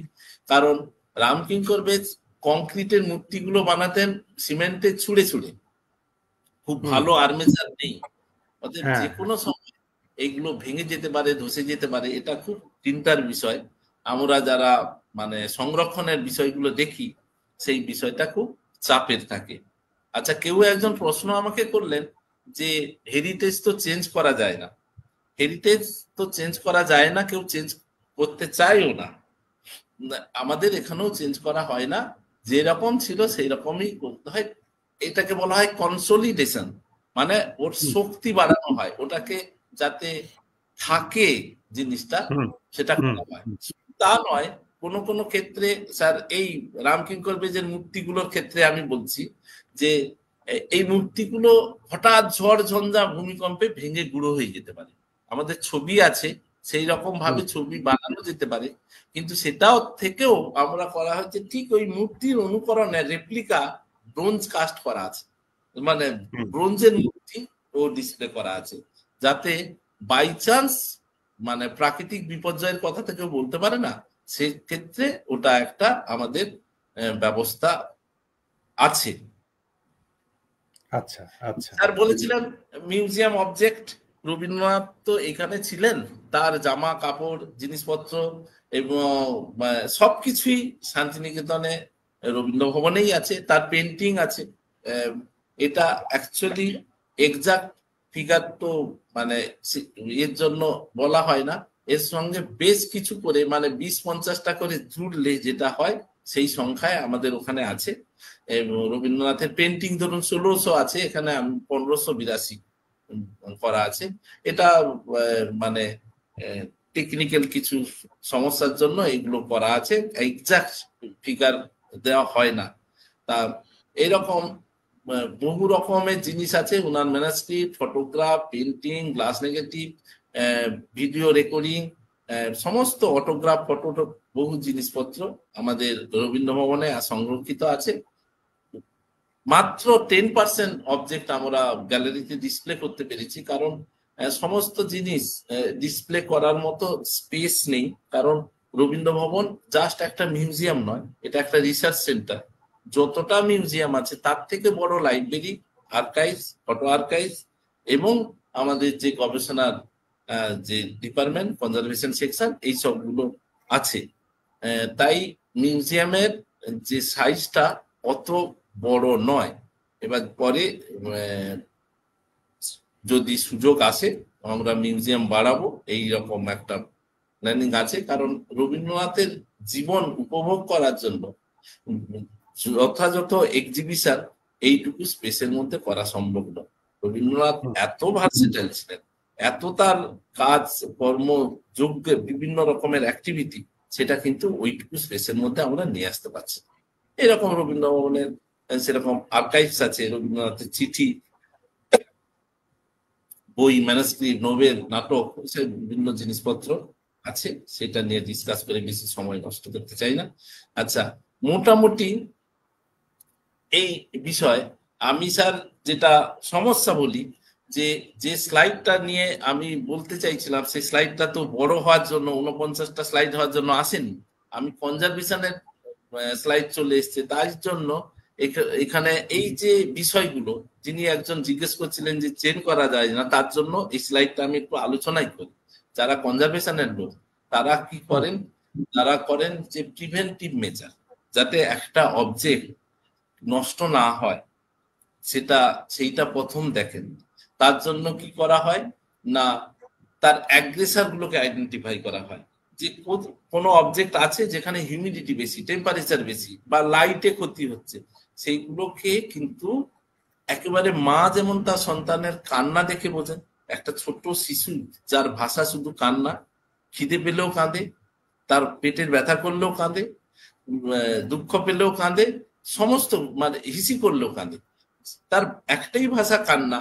আর মাই বুঝতে পারে তার খিদে পাওয়ার জন্য কাঁদছে না পেট ব্যথার জন্য কাঁদছে, না সেই রকম করে কিন্তু যারা মিউজিয়ামের সংরক্ষণের সঙ্গে যুক্ত তারা কিন্তু বুঝতে পারবে, মানে সেইভাবেই অনুভূতি নিয়ে বুঝতে হয়। কারণ মিউজিয়াম অবজেক্টের কান্নার ভাষাটাও নেই, তাকে ঠিক। বুঝতে হয় এই হুম অবজেক্টটা কিভাবে হুম মানে নষ্ট হতে পারে বা কি সমস্যার মধ্যে আছে কিনা, তার জন্য প্রিভেন্টিভ মেজার নিতে হয়। বিশেষ করে যারা মিউজিয়াম অবেক্ষক বা কিউরেটার, তারা কিন্তু আমরা প্রিভেন্টিভ মেজারই নিই। আর সব সময় আমাদের বাংলা মানে ইংরেজিতে একটা কথা আছে, প্রিভেনশন বেটার দেন কিওর। একটা হুম জিনিস খারাপ হয়ে গেছে তাকে সারানোর থেকে যাতে খারাপ না হয় সেই রাখাটা ভালো। কিন্তু তা সত্ত্বেও তো খারাপ হয়, খারাপ হওয়া জিনিস মিউজিয়ামে আছে। সেই সবের জন্য কনজারভেশন সেকশন আছে। তারা কি করে না রিপেয়ার করে। রিপেয়ার করার প্রসেস হচ্ছে কি না রিভার্সেবল। আমি একটা বই ছিঁড়ে গেছে, তাকে ল্যামিনেট করলাম। কেউ যদি বলে "এই তুমি খারাপ করে দিয়েছো", সঙ্গে সঙ্গে ডিল্যামিনেট করে খুলে দিতে পারবে। এই কনজারভেশনের সিস্টেম এখন চলছে, তা সেইভাবেই হয়। এই এই কনজারভেশন প্রসেস খুব কঠিন। সেইটা নিয়ে আমি এইখানে এইটা ডিসকাস করা স্যার বিষয় নয়, আমি বলবো না। তবে হ্যাঁ ঠিক আছে। শান্তিনিকেতন নিয়ে যদি কিছু আলোচনা আর থাকে আপনাদের মানে জিজ্ঞাসা থাকে, আপনি বলুন, সেটা নিয়ে আমি আলোচনা করার চেষ্টা করছি। আচ্ছা কনজারভেশনে আমাদের আছে হ্যাঁ আমাদের একটা যেটা বিষয় যেটা হলো যে প্রদীপবাবু, সেটা হচ্ছে শান্তিনিকেতনে তো অনেক অনুষ্ঠান হয়, তাই না? অনেক বিভিন্ন অনুষ্ঠান। সময় বিভিন্ন ঋতুতে অনুষ্ঠান হয়, যেমন বর্ষায় হচ্ছে, তারপরে পৌষ মাসে হয়, তারপর হচ্ছে বসন্তে অনুষ্ঠান হয়। সেই অনুষ্ঠানগুলোর আসলে এটা কি এখনো চলছে? তো সবসময়ই তো চলে, এবং আমরা তো জানি যে বিশেষ করে ওই দোল উৎসবে তো আসলে মানে অনেক লোকের সমাগম হয়। তাতে করে তো হ্যাঁ সেই মেজাজটা কি শান্তিনিকেতনে থাকছে এখন? স্যার, একেবারে তাই। আমি ওই ইয়েটার সেই স্লাইডটাই স্যার আসি, যে আমাদের যে কালচারাল প্রোগ্রাম হয় কেন ফিরছে না।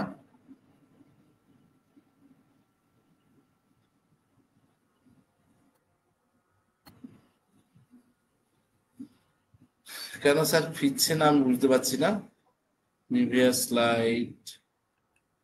আচ্ছা, এখানে একটা কোশ্চেন আসছে এই ফাঁকে, সেটা হচ্ছে নোবেল চুরি বিষয়ে যদি কিছু বলতেন। হ্যাঁ, নিশ্চয়ই। এইটা বিষয়ে আমার বলার অধিকার নেই। এই কারণে নেই যে নোবেল আহ, চুরি হয়েছিল ঠিকই, কিন্তু আমি যখন 2005-এ জয়েন করি তখন আমাদের রবীন্দ্র ভবনে দুখানা নোবেল আছে। নোবেল ইনস্টিটিউটই আবার আমাদেরকে দিয়েছিলেন, যে একটা ডিসপ্লে করার জন্য আর একটা ভল্টে রাখার জন্য।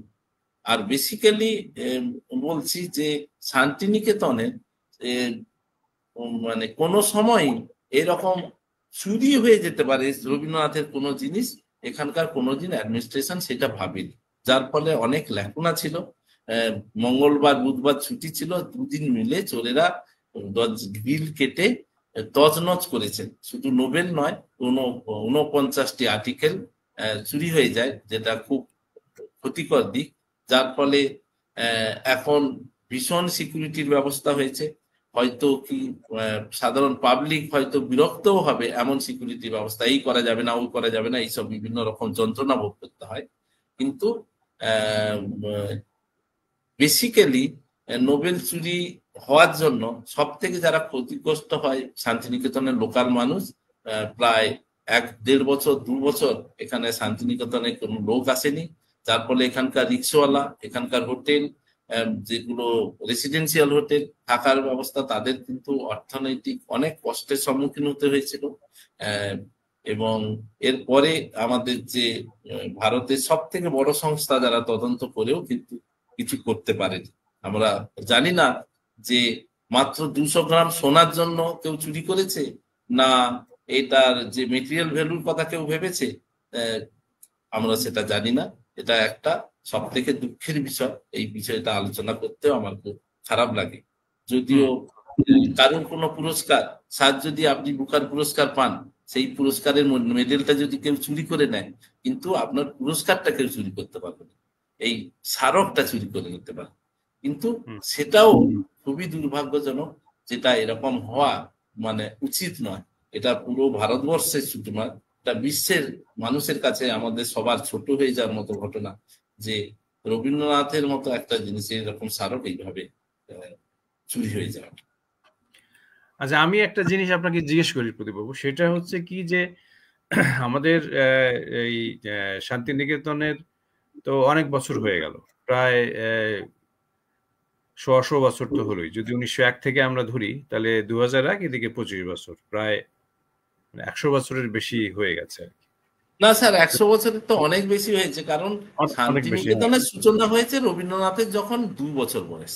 2 বছর তার বয়স, বাবা হ্যাঁ। এসে ওই শান্তিনিকেতন বাড়ি বানায় এবং হ্যাঁ, জায়গাটার নাম শান্তিনিকেতনের সূচনা তবে তখনই হয়।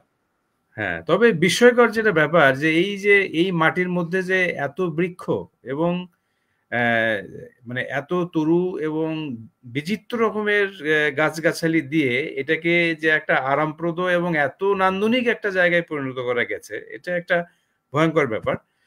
এখন তারপর আমি যেটা একটু আমার কাছে আশঙ্কা বা সেটা হচ্ছে যে শান্তিনিকেতনে এখন তো ওই ফ্লেভারটা আমরা আসলে যেমন মানে আজ থেকে যদি আমি দেখি যে 20-25 বছর আগেও যদি দেখি তখন শান্তিনিকেতনের যে পরিবেশটা ছিল এবং সেখানে যে চলাফেরা কিংবা রাবীন্দ্রিক যে একটা আবহ ছিল, সেইটা কিন্তু এখন এই যে নাগরিক জীবনের তো কিছু বাড়াবাড়ি আছেই, সেটা তো থাকেই। বিভিন্ন দিকে হোটেল টোটেল হয়ে গেছে, বিশেষ করে দোল উৎসবে আমরা তো আগে গিয়ে এক ধরনের মজা পেতাম, কিন্তু এখন যদি যাই তাহলে দেখা যায় যে এত গাড়ি ঘোড়া, এত মানুষ, মানে বিরাট একটা মানে লক্ষ লক্ষ লোকেরা।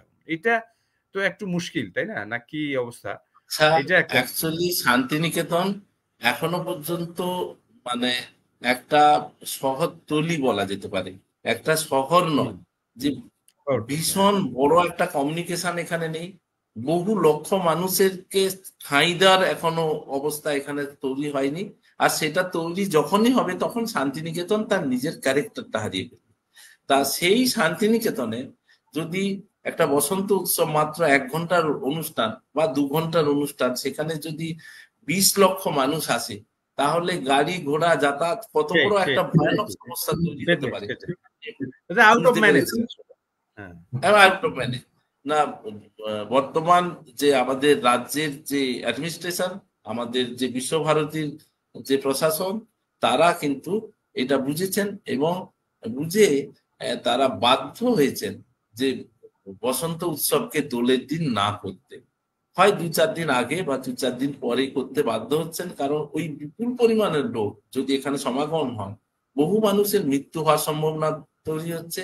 এবং সাংস্কৃতিক যে এই যে একটা সুন্দর অনুষ্ঠান, সেটা কি মানে লাস্ট 10 বছর আমি বলছি হচ্ছে, অনুষ্ঠান হচ্ছে পেছনে লোকেরা হো হো চিৎকার করে আবির খেলা রং খেলা শুরু করে দিচ্ছে, যার ফলে যে সেই সাংস্কৃতিক পরিমণ্ডলটা নষ্ট হয়ে যাচ্ছে। নষ্ট এবং হয়ে অধিকাংশ শহরের মানুষজন এখানে আসেন অন্যভাবে ইয়ে করতে। মানে আহ, দোলের মানে বসন্ত উৎসবের পরের দিন যখন আমরা ক্যাম্পাস পরিষ্কার করি, তখন 20-30 বস্তা মদের বোতল পরিষ্কার করতে হয়। তা এই এনভায়রনমেন্ট তো শান্তিনিকেতন স্যার চায় না, সুস্থ সাংস্কৃতিক মানুষ চায় না এইভাবে মানুষ এখানে আনন্দ করুক। তাই আহ, একটু রেস্ট্রিকশনের প্রয়োজন হয়ে পড়েছে, যে এইভাবে মানে হাজার হাজার লোককে এইভাবে করা যায়। কিন্তু যে সুস্থ সংস্কৃতিপূর্ণ মানুষ, তারা যদি মনে করে আগে থেকে জানিয়ে রাখে, তাহলে আমরা জানিয়ে দিতে পারি যে দোল উৎসবের দিন নয়, অন্য দিন হচ্ছে। তাহলে কি হ্যাঁ, হয়, এই সময় যারা ছুটির যে বিপুল একটা মানুষ আগে থেকে হোটেল ভাড়া করে তারা ব্যবস্থা করে রেখেছে, তাদেরকে আমরা অ্যাভয়েড করতে পারছি, কিন্তু অনুষ্ঠানটা আমরা সুন্দরভাবে করতে পারছি। করতে পারি না। আর একটা জিনিস সেটা হলো যে যেমন এই যে এবার কিছুদিন আগে আমি তো আসলে শেষবার গিয়ে যেটা দেখলাম যে তখন ওই যে রামকিঙ্করের যে সমস্ত ওই মানে স্কাল্পচার গুলো ছিল সেগুলো তো ঘিরে দেওয়া হয়েছে, মহর্ষি ভবন স্যার, সেটাকে কেটে দেওয়া হয়েছে, মুশকিল সামনের হয়েছে। দিকটা ঘিরে। হ্যাঁ, হ্যাঁ স্যার, মুশকিল হয়েছে কি সেটা ঠিক, এটা আমি একবারে তো মনের কথা। ভিতরে ভিতরে আমরা যেতে পারলাম না। আমি আবার বললাম আকিকুলকে যে এটা তো মানে আমরা আগের বার এসে আমরা সুন্দর করে না, ভিতরে আপনি হাঁটলাম, আপনি এখন তো বোধহয় স্যার, আমাদের- আপনি বোধহয় করোনা পিরিয়ডের সময় বা তার একটু পরে এসেছিলেন। হ্যাঁ, হ্যাঁ, হ্যাঁ। আচ্ছা, ওই সময় আবার কিন্তু আমরা ওপেন করেছি, যাতে ও আচ্ছা, আচ্ছা। সাধারণ মানুষ আসতে পারে। হেরিটেজ ওয়াক শুরু হয়েছে, যাতে সুন্দর করে ডিসকাশনের সঙ্গে জানতে জানতে দেখতে পারে, সেই সব ব্যবস্থা করা হয়েছে। না হলে এখানে যে বিপুল পরিমাণে টোটো অটোর লোকেরা গাইড করে, তারা যে ভুলভ্রান্তি বোঝায়, সেইটা থেকে আমরা মানে ফিল্টার করার জন্য আমরা নিজস্ব গাইড তৈরি করছি, যারা আমাদের কর্মী, যারা প্রকৃতভাবে শিখে মানুষকে সুন্দরভাবে শেখাতে পারে। হুম, হুম। না ঠিক আছে। এখানে আচ্ছা, আরেকটু ছাতি একটা মোড়া, প্রশ্ন, হ্যাঁ, আচ্ছা। পঞ্চবটি ছাতিমতলা পঞ্চবটি নিয়ে জানতে চাইছেন। খুবই ভালো প্রশ্ন। যে ছাতিমতলা হচ্ছে শান্তিনিকেতনের যে সূচনা পর্বের ঘটনা। রবীন্দ্রনাথের যখন 2 বছর বয়স, তখন তার বাবা এসেছিলেন রায়পুরের জমিদারের কাছে। তখন ছিলেন দেবেন্দ্রনাথ ঠাকুর ব্রাহ্ম ছিলেন, রায়পুরের ওরাও ছিলেন ব্রাহ্ম অবলম্বী। তাই যখন আসেন তার বাড়িতে আর কি, বাড়ি থেকে এসে বা যাওয়ার পথে উনি এই শান্তিনিকেতন যে এরিয়াটা, তখন আগে ভুবনডাঙ্গার মাঠ ছিল, সেখানে এসে উনি দেখেন যে চারিদিকে ধুধু মাঠ, লাল মাটির জায়গা, তার মধ্যে দুটো ছাতিম গাছ, বহু পুরনো ছাতিম গাছ। ছাতিম গাছ যারা স্যার দেখেছেন তারা জানেন পাতাগুলো মোটা, গাছের নিচে বেশ ঠান্ডা হয়। তা ওইখানে বসে উনি মেডিটেশন করেন, আধ্যাত্মিক ফিলিংস পান। এবং রায়পুরের জমিদার তখন ভুবন মোহন সিংহ ছিল, তাকে বলেন ওই জায়গাটা কাদের।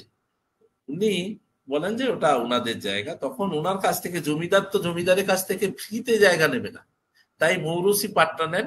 20 বিঘে জায়গা 5 টাকায় মৌরসি পাট্টা।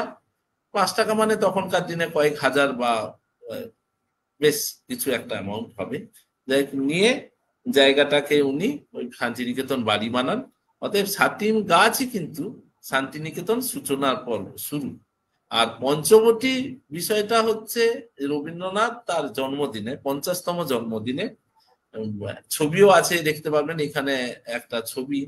আমি বোধহয় হয়নি ওই স্লাইডটা, ওইখানে প্রেজেন্টেশনটা ছিল যে তখনকার দিনে মনে করা হতো যে কোনো পবিত্র কাজ স্টিচ করা জামা পরে হয় না, তাই ওই চাদর গায়ে দিয়ে ধুতি পরে এইসব হতো। রবীন্দ্রনাথ নিজে খালি গায়ে ধুতি গায়ে দিয়ে উনি 5টি গাছ লাগিয়েছিলেন। সেটা হচ্ছে বটবৃক্ষ, বেল, অশোক আর অশ্বত্থ।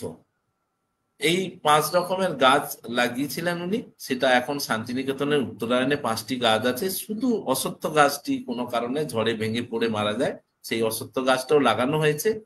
এবং রবীন্দ্রনাথ যখন ওই গাছটা লাগান, একটা পাথরের লাগান দেওয়ার কথা ছিল, যে পঞ্চবটি বৃক্ষ, যেখানে পশুরা বিশ্রাম করবে, পাখিরা বিশ্রাম করবে, সবার ঘরে সংস্কৃত শ্লোক আমি বলতে পারি না স্যার, হ্যাঁ সেটা হ্যাঁ হয়েছিল।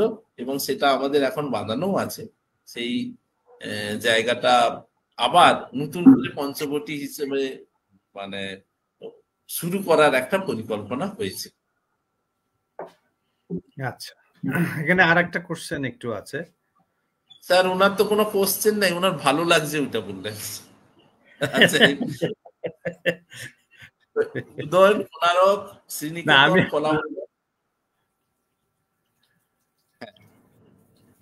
অ্যাকচুয়ালি মানে শান্তিনিকেতনে একটা যে কলার যেটা বলছেন যে আর্টের ধারা, সেটা কিন্তু ওই সমসাময়িক নিয়ে এসেছিলেন বিভিন্ন অবনীন্দ্রনাথ ঠাকুর আর নন্দলাল বোস। তারা ওই, আমি তো একবারে আর্ট হিস্টোরিয়ান নয়, তাও যদি আপনারা ওই কিছু মুরালস আমি দেখিয়েছি, আর কিছু আছে, অসংখ্য পেন্টিং নন্দলাল বোস, অবনীন্দ্রনাথ ঠাকুর, এই সোমনাথ ঘোষ বা কেজি সুব্রমণিয়ামের আছে, যারা হচ্ছে এক এক জায়গার ভাবে এক এক রকম ভাবে ইনফ্লুয়েন্স হয়েছেন এবং তার সেই ধারা বয়ে নিয়ে এসছেন। রবীন্দ্রনাথ ঠাকুর নিজেও ওই ফ্রান্স থেকে কিছুটা ইনফ্লুয়েন্স হয়েছেন। তা এই বিষয়টা কথা বলে আমি বোধহয়, আপনি যদি আর্টের মানুষ হন, হয়তো আপনাকে আমি নিরাশ করছি। এই বিষয়ে কথা বলার মানুষই আমি অ্যাকচুয়ালি নয়, বলা উচিত নয়, কারণ আমি আর্ট হিস্টোরিয়ান নয়। না, ঠিক আছে, ঠিক আছে। না, যাই হোক আর কি, আমরা একটু মানে বিভিন্নভাবে শান্তিনিকেতন এবং আমাদের আজকের যে আলোচনা, সেখানে রবীন্দ্রনাথ এবং শান্তিনিকেতন এই বিষয়টা আমরা অনেকের কাছে দিতে পেরেছি এবং একটু চেষ্টা করলাম। এবং আমি যেটা বুঝতে পারছি, ডক্টর প্রদীপ আসলে এত পরিশ্রম করে তিনি স্লাইড গুলো বানিয়েছেন এবং একটু ক্লান্তিরও ব্যাপার, সে না দীর্ঘক্ষণ স্যার, স্লাইড গুলো অ্যাকচুয়ালি এখানে নেই। এক আবার ঘন্টা বেশি হয়েছে। ওটা 49টা স্লাইড ছিল বলে ওইখানে হ্যাঁ আপলোড আমরা কিন্তু হয়নি। আমরা কিন্তু আসলে কালকে যখন ট্রায়াল করছিলাম তখন 49টাই ছিল, কিন্তু আজকে হ্যাঁ, আসলে ওই যে একটু গোলমাল হয়ে গেছে, যাই হোক আর কি। পরে আমরা সমস্ত কোনোদিন আবার সাংস্কৃতিক অনুষ্ঠানগুলোর একটা করে স্লাইড ছিল অ্যাকচুয়ালি। ফ্ল্যাট ছিল কালকে, তো আমরা একটু মানে সেটা দেখে, যাই হোক আর কি। তা আমরা পরবর্তী সময়কালে আবার মানে আমি মনে করি যে ডক্টর প্রদীপ একটু আমাদের সময় দিলে আমরা নিশ্চয়ই আগামীতে আবার স্লাইড গুলো ওই 49টা স্লাইড, এবং সেখানে পুরো শান্তিনিকেতনের একটা হিস্ট্রি আছে, একটা ব্রিফ করেছেন তিনি প্রত্যেকটা ছবি ধরে ধরে, এবং সেই সাথে সাথে রবীন্দ্রনাথের একেবারেই জন্ম থেকে শুরু করে, তার দাদা থেকে শুরু করে, দ্বারকানাথ ঠাকুর থেকে শুরু করে রবীন্দ্রনাথ, তারপর মানে 1901, 2, 3, 4 প্রায় ডেট ধরে ধরে তার সবগুলো স্লাইড করা ছিল। তো আজকে আমাদের যান্ত্রিক কিছু সমস্যার কারণে আমরা ওই জিনিসগুলা সবটা আসলে মানে ডিসক্লোজ করা গেল না। আমরা নেক্সট টাইম নিশ্চয়ই যদি আমরা সময় দেন ডক্টর প্রদীপ, তাহলে আমরা নিশ্চয়ই সেটা একটা শো করার এবং সেটা নিয়ে ভিন্ন ধরনের একটা আলোচনা আয়োজন করার বন্দোবস্ত করব আশা করছি। তো যেটি বিষয় সেটি হচ্ছে আমরা আসলে একটু শেষের দিকে চলে এসেছি। তো আমি একটু ব্যক্তিগত ফিলিংসটা একটু জানতে চাই, সেটা হচ্ছে যে ডক্টর প্রদীপ আসলে রবীন্দ্র ভবনের তিনি ইয়ে পুরো রবীন্দ্র ভবনের তার মুখস্থ সবকিছু, এবং মুখস্থ থাকাটাই স্বাভাবিক, তার কারণ সে এটার মধ্যে এক ধরনের তার শ্বাস প্রশ্বাস, এবং সে এখানে যেভাবে জিনিসটাকে ম্যানেজ করে এবং তার সমস্ত যে কাজকর্ম, সে কাজকর্মের মধ্যে আমি মনে করি যে একটা রাবীন্দ্রিক মানুষ। এবং আমাদের ঋতুপর্ণ বলতেন যেটা, যে যে কোনো জিনিসকে রাবীন্দ্রিক হওয়া মানে সেটা আসলে আধ্যাত্মিকতা থেকে শুরু করে প্রকৃতি, ঋতু এবং এক ধরনের যে অ্যাস্থেটিক্স ফিচার সবকিছু মিলে এই যে একটা আয়োজন, সে আয়োজনের যে আবহ তার মধ্যে নিজেকে বাস করা, নিজেকে রাখা, সেটা খুবই ইন্টারেস্টিং একটা বিষয় এবং অত্যন্ত আনন্দের ব্যাপার আর কি। তো সেই জিনিসটা আমার মানে প্রত্যক্ষভাবে আমি দেখেছি ডক্টর প্রদীপকে, যে এই রবীন্দ্র ভবনে তিনি যখন সেটা তত্ত্বাবধান করছেন, সেটা দেখাশোনা করছেন, সেটা সাজাচ্ছেন, রবীন্দ্রনাথের জামা কাপড় থেকে শুরু করে চেয়ার টেবিল থেকে শুরু করে রবীন্দ্রনাথ যেখানে বসতেন, তিনি গান শুনতেন, তিনি ডান্স দেখতেন, তারপর হচ্ছে ওই গান সুরারোপ করছেন, তার সাথে দেখা করতে এসছে। দু একটা সিনিক ব্যাপার আছে, যেমন মহাত্মা গান্ধী এবং জওহরলাল নেহরুর সাথে রবীন্দ্রনাথের দেখা তো শান্তিনিকেতনেও হয়েছে, তাই না প্রদীপ বাবু? হ্যাঁ স্যার, হ্যাঁ স্যার। আচ্ছা, তো এইটা এই যে মানে বিষয়টা, গান্ধীজি 6বার এসছেন শান্তিনিকেতনে। গান্ধীজি আর সবার হ্যাঁ, এসছেন না, জওহরলাল নেহরু তো মেয়েকে পড়তেও পাঠিয়েছিলেন এখানে। করতে পারেছে, এবং আমরা ইন্দিরা ভবন একটা দেখেছি ইন্দিরা- ওখানে হ্যাঁ স্যার, শান্তিনিকেতন। ইন্দিরা ভবন দেখেছেন। এবং এখানে শ্রীসদন হোস্টেলে উনি 11 মাস ছিলেন। আর ইন্দিরা আচ্ছা গান্ধী ছিলেন অত্যন্ত দুষ্টু। আর যদিও রবীন্দ্রনাথ তার নাম দিয়েছিলেন প্রিয়দর্শিনী, কারণ খুব গুণীয় ছিলেন। সেই সময় ওই রকম পরিবারের মেয়ে হয়েও সে চটি জুতো পরে, আট পৌরে শাড়ি পরে এখানে নাটক গান এইসবেও পার্টিসিপেট করেছে। কিন্তু স্বাভাবিক, তার ইন্দিরা গান্ধী খুবই দুষ্টু ছিলেন, তাই আশ্রমের পরিবেশ সে সমস্যা হতে পারে বলে রবীন্দ্রনাথ অনুরোধ করেছিলেন মেয়েকে নিয়ে যেতে। আচ্ছা আচ্ছা। কিন্তু মানে তার যে সেই ঘর, রুমটা এখনো আলাদা করে রাখা আছে। ইন্দিরা গান্ধী যেখানে ছিলেন সেই শ্রীসদন হোস্টেলে রুমটাকে কিন্তু আলাদাভাবে আলাদা করে রাখা সাজিয়ে আছে, রাখা। হ্যাঁ। হ্যাঁ, স্মারক রুম। এবং এটা একটা রবীন্দ্রনাথের লেখাতেও আমরা দেখি যে মহাত্মা গান্ধীর সাথে রবীন্দ্রনাথের যে ভাবনা চিন্তার যে এক ধরনের যোগাযোগ, কিংবা সেখানে গরমিল হচ্ছেও কিছু রবীন্দ্রনাথের সঙ্গে ভাবনা হ্যাঁ ভাবনা স্যার, চিন্তা দর্শনের, সেটা ঠিক নিয়েও আমরা পড়েছি তার লেখালেখির মধ্যে। এবং ঠিক শান্তিনিকেতনে যে এসেছিলেন, নেহরু শান্তিনিকেতনে এসেছিলেন, এবং সেই ঠিক। সাথে যেটা ব্যাপার, এবং আমাদের দর্শক শ্রোতাদের যেটা জানানোর একটা ব্যাপার, সেটা হচ্ছে যে বিশ্বভারতী কিন্তু এটা হলো মানে স্টেট ইউনিভার্সিটি আর কি। এটা কিন্তু ওই যে রাজ্য সরকারের না, এটা হলো একদম না, সেন্ট্রাল গভর্নমেন্টের কেন্দ্রীয় সরকার। ইউনিভার্সিটি। হ্যাঁ হ্যাঁ, স্যার। সেন্ট্রাল গভর্নমেন্টের ইউনিভার্সিটি, জি। হ্যাঁ, মানে মানে ভারত স্বাধীন হওয়ার পরে 1951-এ যখন সেন্ট্রাল ইউনিভার্সিটি অ্যাক্ট হয়, সেই অ্যাক্ট অনুসারে কিন্তু আমাদের বিশ্বভারতী হচ্ছে প্রথম সেন্ট্রাল ইউনিভার্সিটি ভারতবর্ষে, এবং সেই প্রথম সেন্ট্রাল ইউনিভার্সিটির ভাইস চ্যান্সেলর হলেন রবীন্দ্রনাথের পুত্র রথীন্দ্রনাথ। এবার সেই বিষয়ে রথীন্দ্রনাথ ঠাকুর যেমন হেল্প করেছেন, গান্ধীজিও কিন্তু হেল্প করেছিলেন, কারণ রবীন্দ্রনাথ চাইছিলেন যে গান্ধীজি বিশ্বভারতীর দায়িত্ব নিক এবং অনুরোধ করেছিলেন। এবং তার আগেও গান্ধীজি বহুবার অর্থ সংগ্রহ করে রবীন্দ্রনাথকে সাহায্য করেছিলেন বিশ্বভারতী পরিচালনায়, যাতে হয়। একবার 60,000 টাকা, একবার এরকম 60,000 টাকা এখনকার দিনে যত, তখনকার দিনে অনেকটা তার ভ্যালু ছিল। এবং রবীন্দ্রনাথ এত বয়সে উনি যে বিভিন্ন নাটকের গ্রুপ নিয়ে বিভিন্ন জায়গায় ঘুরে বেড়াচ্ছেন, সেই ব্যাপারটা উনি খুব বাজেভাবে ডিসকাস করেছিলেন বেগিং এক্সপিডিশন হিসেবে। আপনি জানেন যে বিতর্কর জায়গাগুলো যেগুলো, সেইখানে রবীন্দ্রনাথ কিন্তু নিজে বিরক্ত হয়েছে। যে ভাবটা এরকম ছিল যে তুমি কি করে বুঝবে যে একজন ক্রিয়েটিভ মানুষের যে সাধারণ মানুষের যে ফিডব্যাক, একটা নাটক লিখেছেন, নাটক দেখে যে সাধারণ মানুষের যে ফিডব্যাকটা উনি দেখবেন, সেই বিষয়টা কতটা মূল্য, কতটা আনন্দ দিতে পারে, সেইটা উনি বুঝবেন না, এরকম ভাবে বলেছেন। যে শুধু যে অর্থ সংগ্রহ বিষয়টা ছিল তা নয়, একজন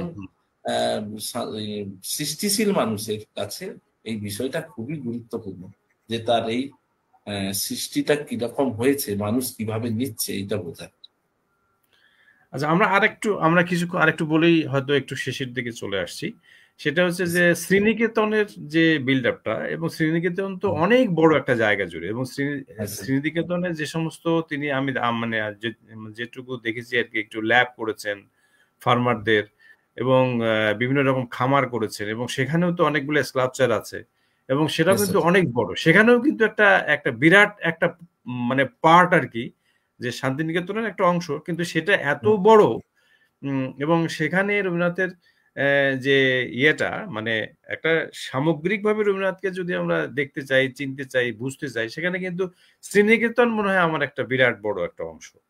স্যার, আমি বলেছিলাম, বলতে গিয়ে এটা খেই হারিয়ে গেছে। সেটা হচ্ছে আপনার বাংলাদেশে যে জমিদারি সামলাতে গিয়ে যে অভিজ্ঞতা রবীন্দ্রনাথ অর্জন করেছিলেন, সেইটা কিন্তু উনি অ্যাপ্লাই করেছিলেন শ্রীনিকেতন ক্যাম্পাসে। মানে সাধারণ মানুষ, গরিব মানুষ, তারা যাতে স্বনির্ভরশীল হন, তারা যাতে মানে এই পরনির্ভরশীল না হয়ে পড়ে, তারা সেই কারণেই উনি কিন্তু শ্রীনিকেতন ক্যাম্পাসটা করেছিলেন। সেখানে বিষয়গুলো কি ছিল দেখুন, কাঠের কাজ, কাপড় তৈরি, বিভিন্ন জায়গা থেকে ইয়েকে মানে কাপড় তৈরির যে কারিগর, তাদেরকে ডেকে এনেছেন। কিভাবে সিরামিক্স বানানো হয়, কিভাবে কাঠের কাজ হয়, কিভাবে চামড়ার কাজ হয়, কিভাবে লোহার কাজ হয়, বাগান চাষ, এই সবগুলো কিন্তু শ্রীনিকেতনে শেখানো হতো।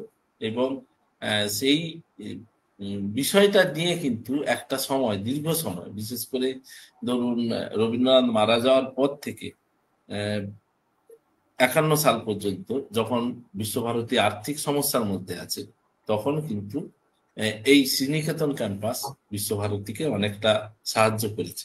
এখনো পর্যন্ত যদি শিল্প সদনে কেউ যায়, সেখানে দেখতে পাবে কাঠের কাজ, কাগজের তৈরির, কাগজের মণ্ড দিয়ে তৈরি বিভিন্ন জিনিসপত্র, আর্টওয়ার্ক, সেখানে সিরামিক্স, সেখানে টেক্সটাইল, সেই নিয়ে এক্সপেরিমেন্ট এবং জিনিসপত্র তৈরি হয়।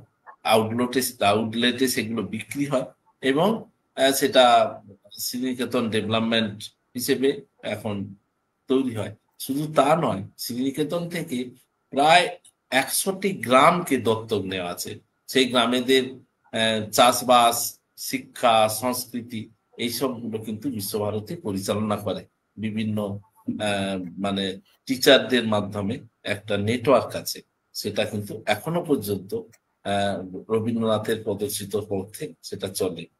এখন ধরুন এই যে হলকর্ষণ, যেটা রবীন্দ্রনাথ শুরু করেছিলেন এলাকার চাষিদের চাষবাস করার জন্য, সেটা এখনো হয়।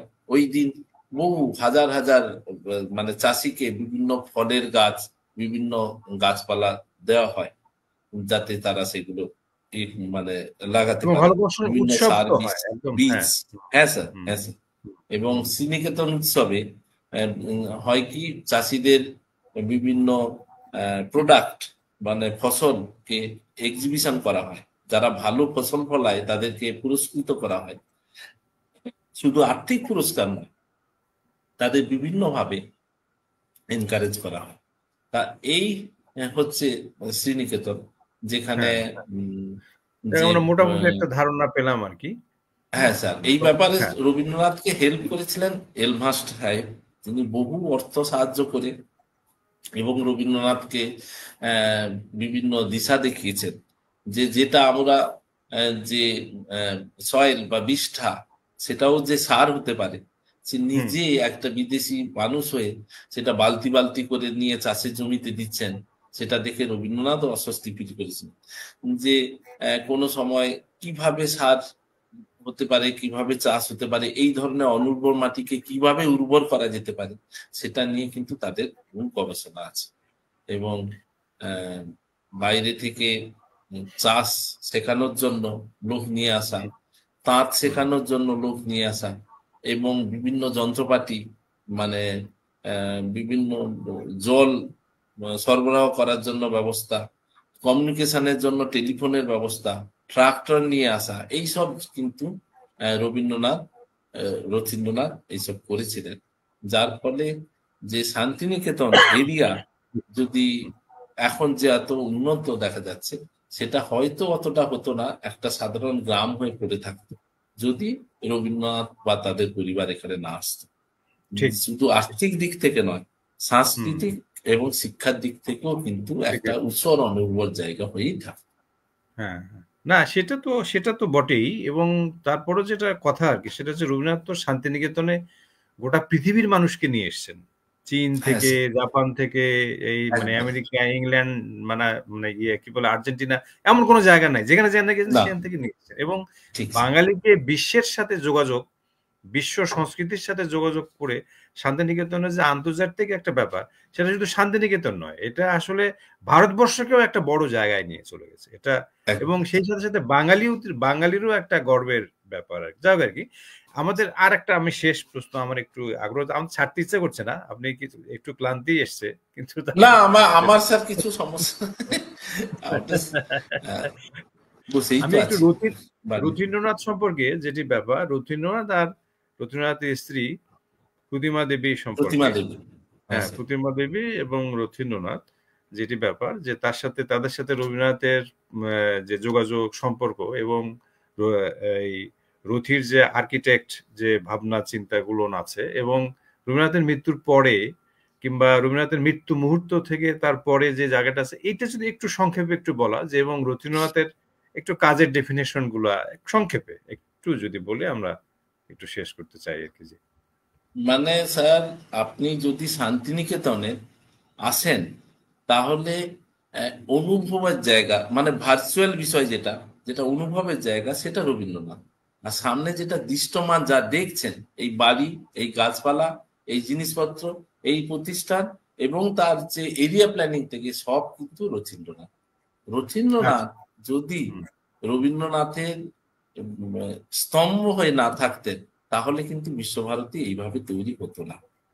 মানে এক কথায় বলতে গেলে, তাহলে যোগ্য রবীন্দ্রনাথ সন্তান আর কি। যখন, হ্যাঁ, 1902-তে যখন স্ত্রীকে হারালেন, তখন হুম। রবীন্দ্রনাথ তার মায়ের এক পাটি জুতো দিয়েছিলেন। 1942-এ যখন মিউজিয়াম হচ্ছে, রথীন্দ্রনাথ তখন 40 বছর, মানে ওই সময় 13 বছর ছিল, এই সময় 52 বছর 1942-এ। তখন কিন্তু রথীন্দ্রনাথ এতদিন সেই জুতোটা রেখেছেন, প্রথম মিউজিয়াম অবজেক্ট হিসেবে এই জুতোটা দিয়েছেন। এই যে সংরক্ষণ চিন্তা ভাবনা উনি সব ক্ষেত্রেই করেছেন। কারণ কি, যখন 5 জন শিক্ষক, 5 জন ছাত্র ব্রহ্মবিদ্যালয় শুরু হলো, প্রথম 5 জনের মধ্যে একজন ছাত্র রথীন্দ্রনাথ। 6-এ যখন বিদেশে রবীন্দ্রনাথ ভাবলেন যে এগ্রিকালচার শেখার জন্য আহ, কাউকে পাঠানোর দরকার, প্রথম পাঠালেন সেটা হচ্ছে রথীন্দ্রনাথ। রথীন্দ্রনাথ যখন ফিরে এলেন 1910, তখন বাবার ইচ্ছে অনুসারে উনি বিয়ে করলেন প্রতিমা দেবীকে। প্রতিমা দেবী কিন্তু উইডো ছিলেন, পরিবারেরই মেয়ে, অবন হুম। ঠাকুরের ভাগ্নি। ভাগ্নি, উনিশশো হ্যাঁ। দুয়ে মারা যাওয়ার আগে মৃণালিনী দেবী ভেবেছিলেন যে বাহ, মেয়েটা তো খুব সুন্দর, বৌমা করলে ভালো হতো। কিন্তু 1906 যখন রথীন্দ্রনাথকে বাইরে পাঠানো হচ্ছে, তখন অবন ঠাকুর গগন ঠাকুর বলল না, মেয়েকে বসিয়ে রাখা যাবে না, উনি বিয়ে দিয়ে দিলেন। কিন্তু সেই ছেলে সাঁতার কাটতে গিয়ে মারা গেল, বিধবা থাকলো। 1910-এ রবীন্দ্রনাথ তার স্ত্রী ইচ্ছে পূরণ করলেন, রথীন্দ্রনাথ কিন্তু প্রতিবাদ করেন। পরিবারের মধ্যে সম্পর্কে কিন্তু রথীন্দ্রনাথেরও ভাগ্নি প্রতিমা দেবী তাকে বিয়ে করলেন। এবার কিন্তু প্রতিমা দেবী রথীন্দ্রনাথ যুগ্মভাবে রবীন্দ্রনাথকে সাহায্য করে গেছেন প্রতি মুহূর্তে। 1921-এ যখন বিশ্বভারতী শুরু হয়, 1921 থেকে 51, 30 বছর উনি ছিলেন রেজিস্ট্রার। 1951 যখন সেন্ট্রাল বিশ্ববিদ্যালয় হয়, তখন উনি ছিলেন উনার মানে প্রথম উপাচার্য। বিশ্বভারতী গড়ে তোলার জন্য যা কিছু করার কিন্তু রথীন্দ্রনাথই বেশি করেছেন, তার জন্য তাকে কম সহ্য করতে হয়নি।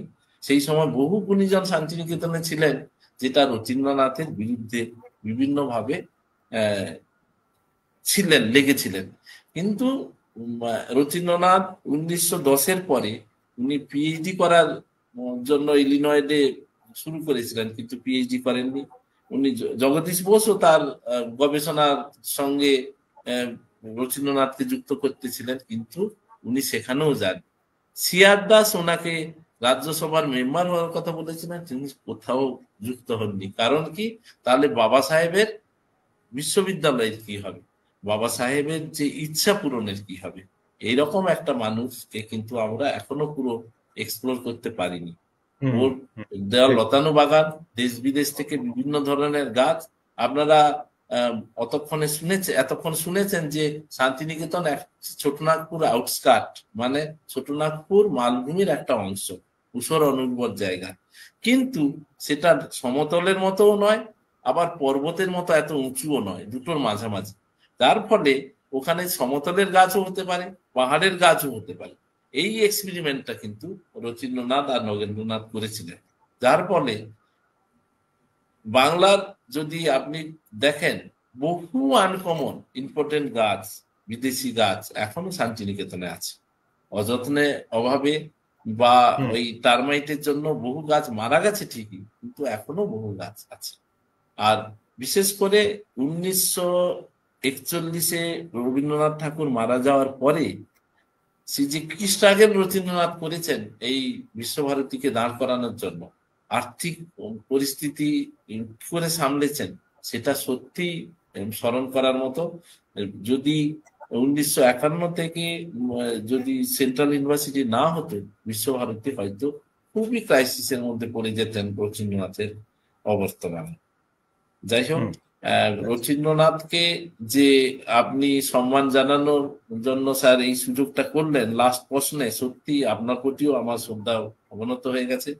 রথীন্দ্রনাথ সত্যি খুব ভার্সেটাইল জিনিয়াস ছিলেন। উনি খুব ভালো লিখতে পারতেন, খুব সুন্দর কাঠের কাজ করতেন, খুব ভালো ছবি আঁকতেন, খুব ভালো বাজাতেন, সিরাজ বাজাতেন।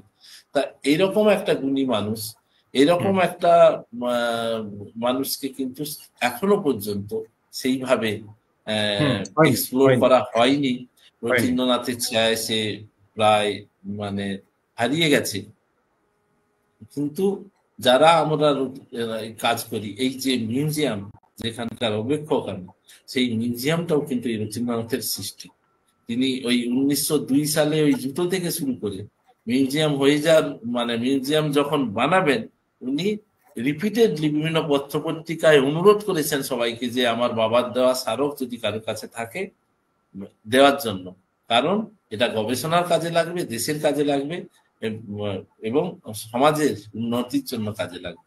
এইভাবে যদি উনি মিউজিয়ামটা না তৈরি করতেন, রবীন্দ্রনাথের বহু স্মারক জিনিস, বহু মানে জিনিস হয়তো হারিয়ে যেত, নষ্ট হয়ে যেত। এবং সেই শুরু থেকেই উনি যে পদ্ধতিতে সংরক্ষণ করে জিনিসগুলো রেখেছেন, যেভাবে ডকুমেন্টেশন করে রেখেছেন, যাতে আমরা এখনো অবাক হই। কারণ রথীন্দ্রনাথ মিউজিয়াম শুরু করেছিলেন 1942-এর 1 জুলাই। তখন ভারতের এই মিউজিয়াম অ্যাসোসিয়েশনও তৈরি হয়নি, সেটা তৈরি হয়েছে 1943-এ, আর 1946-এ তৈরি হয়েছে ইউনেস্কো। তার আগে যেভাবে উনি যে সিস্টেমে চালিয়েছিলেন, সেটা এখন ইউনেস্কোর ম্যানুয়াল দেখলে বোঝা যায় যে একই রকমের অনুপস্থিতি। তখন যেহেতু ইউনেস্কো হয়নি, তাহলে সেই ম্যানুয়াল তো রবীন্দ্রনাথ করেননি বা সেই বিষয়টা তো উনি জানতেন না, কিন্তু উনি এতটাই সায়েন্টিফিক ছিলেন, বিশ্বের মানুষ সবাই মিলে যেটা ভাবছেন সেটা আগে রবীন্দ্রনাথ ভেবেই ফেলেছেন। খুবই ইন্টারেস্টিং বিষয়। এবং আসলে রবীন্দ্রনাথ, নানা রবীন্দ্রনাথের মালা, তাকে মানে যতভাবে দেখা যায় বোঝা যায়, আসলে আশ্চর্য এবং বিস্ময়ের শেষ নাই। আমাদের আরো অনেক আড্ডার অনেক বিষয় ছিল, যেমন ভিক্টোরিয়া ওকাম্পো কিংবা কাদম্বিনী দেবী, কিংবা হচ্ছে যে আমাদের ইংল্যান্ডে সেই তার যে শিক্ষকরা ছিলেন, কিংবা আইনস্টাইন এবং রবীন্দ্রনাথ। হ্যাঁ, তারপর প্রতিটাই ইন্টারেস্টিং। হ্যাঁ, রদিনস্টাইন রবীন্দ্রনাথ, ইয়েটস রবীন্দ্রনাথ। স্যার হ্যাঁ, এবং এবং ভিক্টোরিয়া ওকাম্পোর কথা তো আমি স্যার বলেছি হ্যাঁ কিছুটা। বলেছিলেন। আইনস্টাইনের কথা যদি বলেন তাহলে হ্যাঁ, সেটা তো আপনি জানেন, তাও জিজ্ঞেস করলেন যখন। মানে আমি বলি যে প্রথমবার আইনস্টাইনের সঙ্গে রবীন্দ্রনাথের যখন দেখা হয়, তখন সাংবাদিকদের জিজ্ঞেস করা হয়েছিল, what is your experience? Rabindranath বললেন, আমি একজন ফিলোজফারের সঙ্গে দেখা করে এলাম। আর আইনস্টাইনকে জিজ্ঞেস করা হতে উনি বলেছিলেন, আমি একজন সায়েন্টিস্টের সঙ্গে দেখা করলাম। এই ছিল পরস্পরের প্রতি অনুভূতি। এবং রবীন্দ্রনাথের যদি ছবি দেখা হয়, তার চোখের যদি দীপ্তি এবং তার জ্যোতি দেখা হয়, সেটা একজন বৈজ্ঞানিকের মতোই সেটা। আবার আইনস্টাইনের ভাষা ভাষা চোখ দেখে ওনাকে কবি বা মানে ফিলোজফারের মতোই মনে হয়। তা এই হচ্ছে। আর কাদম্বরী দেবীর বিষয়টা তো স্যার আমি বোধহয় বললাম হ্যাঁ, কিছুটা। আপনি যে বলেছেন। হ্যাঁ, তো রঞ্জন বন্দ্যোপাধ্যায়ের মতো অনেক মানুষ বই তৈরি করে হ্যাঁ, বাজারে বিক্রির জন্য অনেক রকম কথা লিখতে পারেন ঠিকই, কিন্তু একটা মানে তবে ওই যখন জিনিসটা আমার ভালো জ্যোতিরিন্দ্রনাথ লাগেনি, ঠাকুরের, রবীন্দ্র বাবুর লেখাটা অতটা হ্যাঁ আমার আসলে ভালো লাগেনি। স্যার, মানে যখন জ্যোতিরিন্দ্রনাথ ঠাকুরের বিয়ে হয়, তখন কাদম্বরী দেবীর বয়স 8 বছর আর রবীন্দ্রনাথের বয়স 6 বছর। দুটো 6 বছর 8 বছরের দুটো বাচ্চা একসঙ্গে বড় হয়েছে, সবার অযত্নে অবহেলা। মানে রবীন্দ্রনাথের মা অসুস্থ হয়ে থাকতেন সেই সময়, কিছুদিন পরে মারাও যান। রবীন্দ্রনাথের প্রথম কবিতা, প্রথম গান, প্রথম লেখা কিন্তু অ্যাপ্রিসিয়েট যিনি করতেন, তিনি হচ্ছেন কাদম্বরী দেবী। সেই কাদম্বরী দেবী যিনি হচ্ছেন তার দুঃখ কষ্টের কাউন্সিলিং হতো কিন্তু রবীন্দ্রনাথের কাছে। এই হচ্ছে পরস্পরের সিম্বায়োটিক সম্পর্ক, যেখানে হয়তোবা যখন 1883-তে যখন রবীন্দ্রনাথের বিয়ে হয়, তখন কাদম্বরী দেবী হয়তো সেই কাউন্সিলিংটা হয়নি, কারণ সেই সময় উনি দেখেছেন ওনার স্বামী অন্য মহিলার প্রতি আসক্ত। ওই সময় উনি সন্তান নেই বলে পরিবারের দ্বারা মানে তিরস্কৃত, পরিবারের কাছে উনি অবহেলিত। আবার উনি একটা অ্যাডপ্ট করেছিলেন একজন কন্যা সন্তানকে, সেও অ্যাক্সিডেন্টে সেই সময় মারা যায়। সব দুঃখ মিলিয়ে এবং রবীন্দ্রনাথ বিয়ে করার জন্য কিছুটা এই যে কাউন্সিলিং পরস্পরের যে না হওয়ার জন্য হয়তো বা এই অ্যাক্সিডেন্টটা ঘটেছে। কিন্তু যেভাবে রঞ্জনবাবু বলেছেন, যেভাবে এই বিষয়গুলো হয়েছে, সেটাকে কিন্তু আমি একমত হতে পুরোটা পারলাম না। হ্যাঁ, ঠিক আছে। আমারও আসলে এটা নিয়ে তো যাই হোক, যেটি বিষয় সেটি হচ্ছে যে আমরা আসলে রবীন্দ্রনাথ সম্পর্কে যে কথাগুলো ডক্টর প্রদীপ কুমার মন্ডল বলছেন, অনেকগুলো হয়তো আমরা বই পুস্তকেই পড়া আছে, অনেকগুলো হয়তো হয়তো রবীন্দ্র রচনা বলি কিংবা রবিজি বুড়ি যারা লিখেছেন, প্রশান্ত পাল থেকে আরম্ভ করে প্রভাত কুমার মুখোপাধ্যায়, তারা তো লিখেছেন। এবং রবীন্দ্রনাথের নিয়ে, শান্তিনিকেতন নিয়ে ক্ষিতিমোহন সেনের বই থেকে শুরু করে অনেকের বই পুস্তক আছে, আমরা সেগুলো দেখেছি। কিংবা শান্তিনিকেতন নিয়েও অনেক রকম বই লেখা হয়েছে, সেগুলো আমাদের পড়াশোনা তার আছে। কেউ কিন্তু যদি আমার পড়েন একবার প্রমথ বিশির বই পড়লে প্রমথনাথ শান্তিনিকেতন বিশি, খুব মজার সঙ্গে জানতে মজা পারবেন। মজা, হ্যাঁ, প্রমথনাথ বিশি আমার কিংবা খুব শান্তি ভালো দিবস, লাগে, এখনো আমি পড়ি। হ্যাঁ হ্যাঁ, স্যার। কিংবা ওই যে শান্তিতে ঘোষের যে বই, কিংবা সৈয়দ মুস্তফা আলী, এগুলো খুবই ইন্টারেস্টিং বই পুস্তক। তো আমাদের যেটা বিষয় সেটা হচ্ছে কি, যে আসলে এগুলো তো আমরা বই পুস্তকে একটা পড়ি, কিন্তু আসলে আমার মনে হয় যে চাক্ষুষ মানে সাক্ষ্য ডক্টর প্রদীপ কুমার মন্ডল যে যে রবীন্দ্র ভবনে বাস করছে রবীন্দ্র ভবনে থাকছে, রবীন্দ্রনাথের জিনিসপত্র নাড়াচাড়া করছে, রবীন্দ্রনাথের জিনিসপত্র সাজাচ্ছে, গোছাচ্ছে, রবীন্দ্রনাথের প্রত্যেকটা ঘর, জায়গা, হাঁটা চলার জায়গা, ভ্রমণের জায়গা, সূর্য উদয়ের জায়গা, সূর্যাস্তের জায়গা, সবগুলোর মধ্যেই ডক্টর মন্ডল বাস করছে। সেই জন্য আমরা আসলে একজন প্রত্যক্ষ সাক্ষ্য, রবীন্দ্রনাথের ছায়া স্পর্শ সবসময় যে যার লেগে থাকে, সেরকম একজন মানুষকে এখানে পেয়ে এবং এই আড্ডার মধ্যে পেয়ে, আলোচনার মধ্যে পেয়ে আমাদের একটু রাবীন্দ্রিক যে জোশ আমরা বলি, সতেজ হওয়া বলি, কিংবা রবীন্দ্রনাথকে নতুন করে রেনোভেট করা, রবীন্দ্রনাথকে চিন্তা করা, রবীন্দ্রনাথ রথীন্দ্রনাথ সম্পর্কটা বোঝা, রবীন্দ্রনাথ বিশ্ব বাঙালি এক করা এবং বাঙালির সাথে বিশ্বকে যোগ করা, এই বিষয়গুলো আসলে ডক্টর প্রদীপ কুমার মন্ডলের সামনে থেকে আমরা মনে হয় যে এটা একটু সানিয়ে নেওয়া, নতুন করে জিনিসটাকে আবার নিয়ে আসা। বই পুস্তকে থাকে সেটা তো আসলে আমরা যখন লেখায় পড়ি সেটা এক জিনিস, কিন্তু সামনে একজন মানুষ থাকলে সেটাতে আমাদের একটু এটা প্র্যাকটিক্যাল আর কি, এক অর্থে ল্যাবে দেখার মতো আর কি। তো সেইটা আজকে ঘটলো।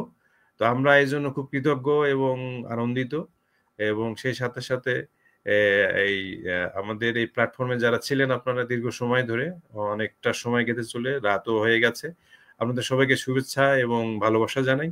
সেই সাথে সাথে আমি স্পেশালি ডক্টর প্রদীপ কুমার মন্ডল, যিনি রবীন্দ্র ভবনের মানে আবেক্ষক হিসেবে আছেন, এবং তার যে লেখাপত্র এবং রবীন্দ্রনাথের প্রতি ভালোবাসা, তত্ত্বাবধান, এবং সেই সাথে সাথে তিনি যেভাবে রবীন্দ্রনাথকে আবিষ্কার করতে চান, বুঝতে চান বা বোঝাতে চান, বুঝে যাচ্ছেন, সবসময় তিনি বোঝাপড়ার মধ্যে থাকেন। সবচেয়ে ভালো তার কাছে শেখার ব্যাপারটা হচ্ছে এটা, যে উনি সবসময় রবীন্দ্রনাথ যে আছেন ছিলেন সেটা নয়, রবীন্দ্রনাথের সম্পর্কে বারবার সবসময় বিভিন্ন বিষয়ের মাধ্যমে, বিভিন্ন এই মানে আলাপ আলোচনা, আড্ডা, সংস্পর্শ, কিংবা চাকরির সাথে সাথেই আসলে তিনি নিজেকে রবীন্দ্রনাথের সাথে বোঝাপড়ায় রাখতে চান। এটা খুব ভালো একটি বিষয়।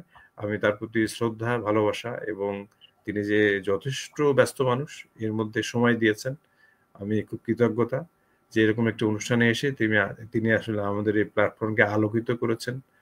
আমরা নিশ্চয়ই তাকে ভবিষ্যতে আবার পাবো এবং কোনো না কোনো সময় আবার দেখা হবে। আমি শুভেচ্ছা জানাচ্ছি, ভালো থাকবেন ডক্টর প্রদীপ। স্যার অসংখ্য ধন্যবাদ, প্রণাম নেবেন, ভালো হ্যাঁ, হ্যাঁ, থাকবেন। আর হ্যাঁ। আজকে আমি আমাদের জানি না আপনাদের হ্যাঁ, মানে বলো।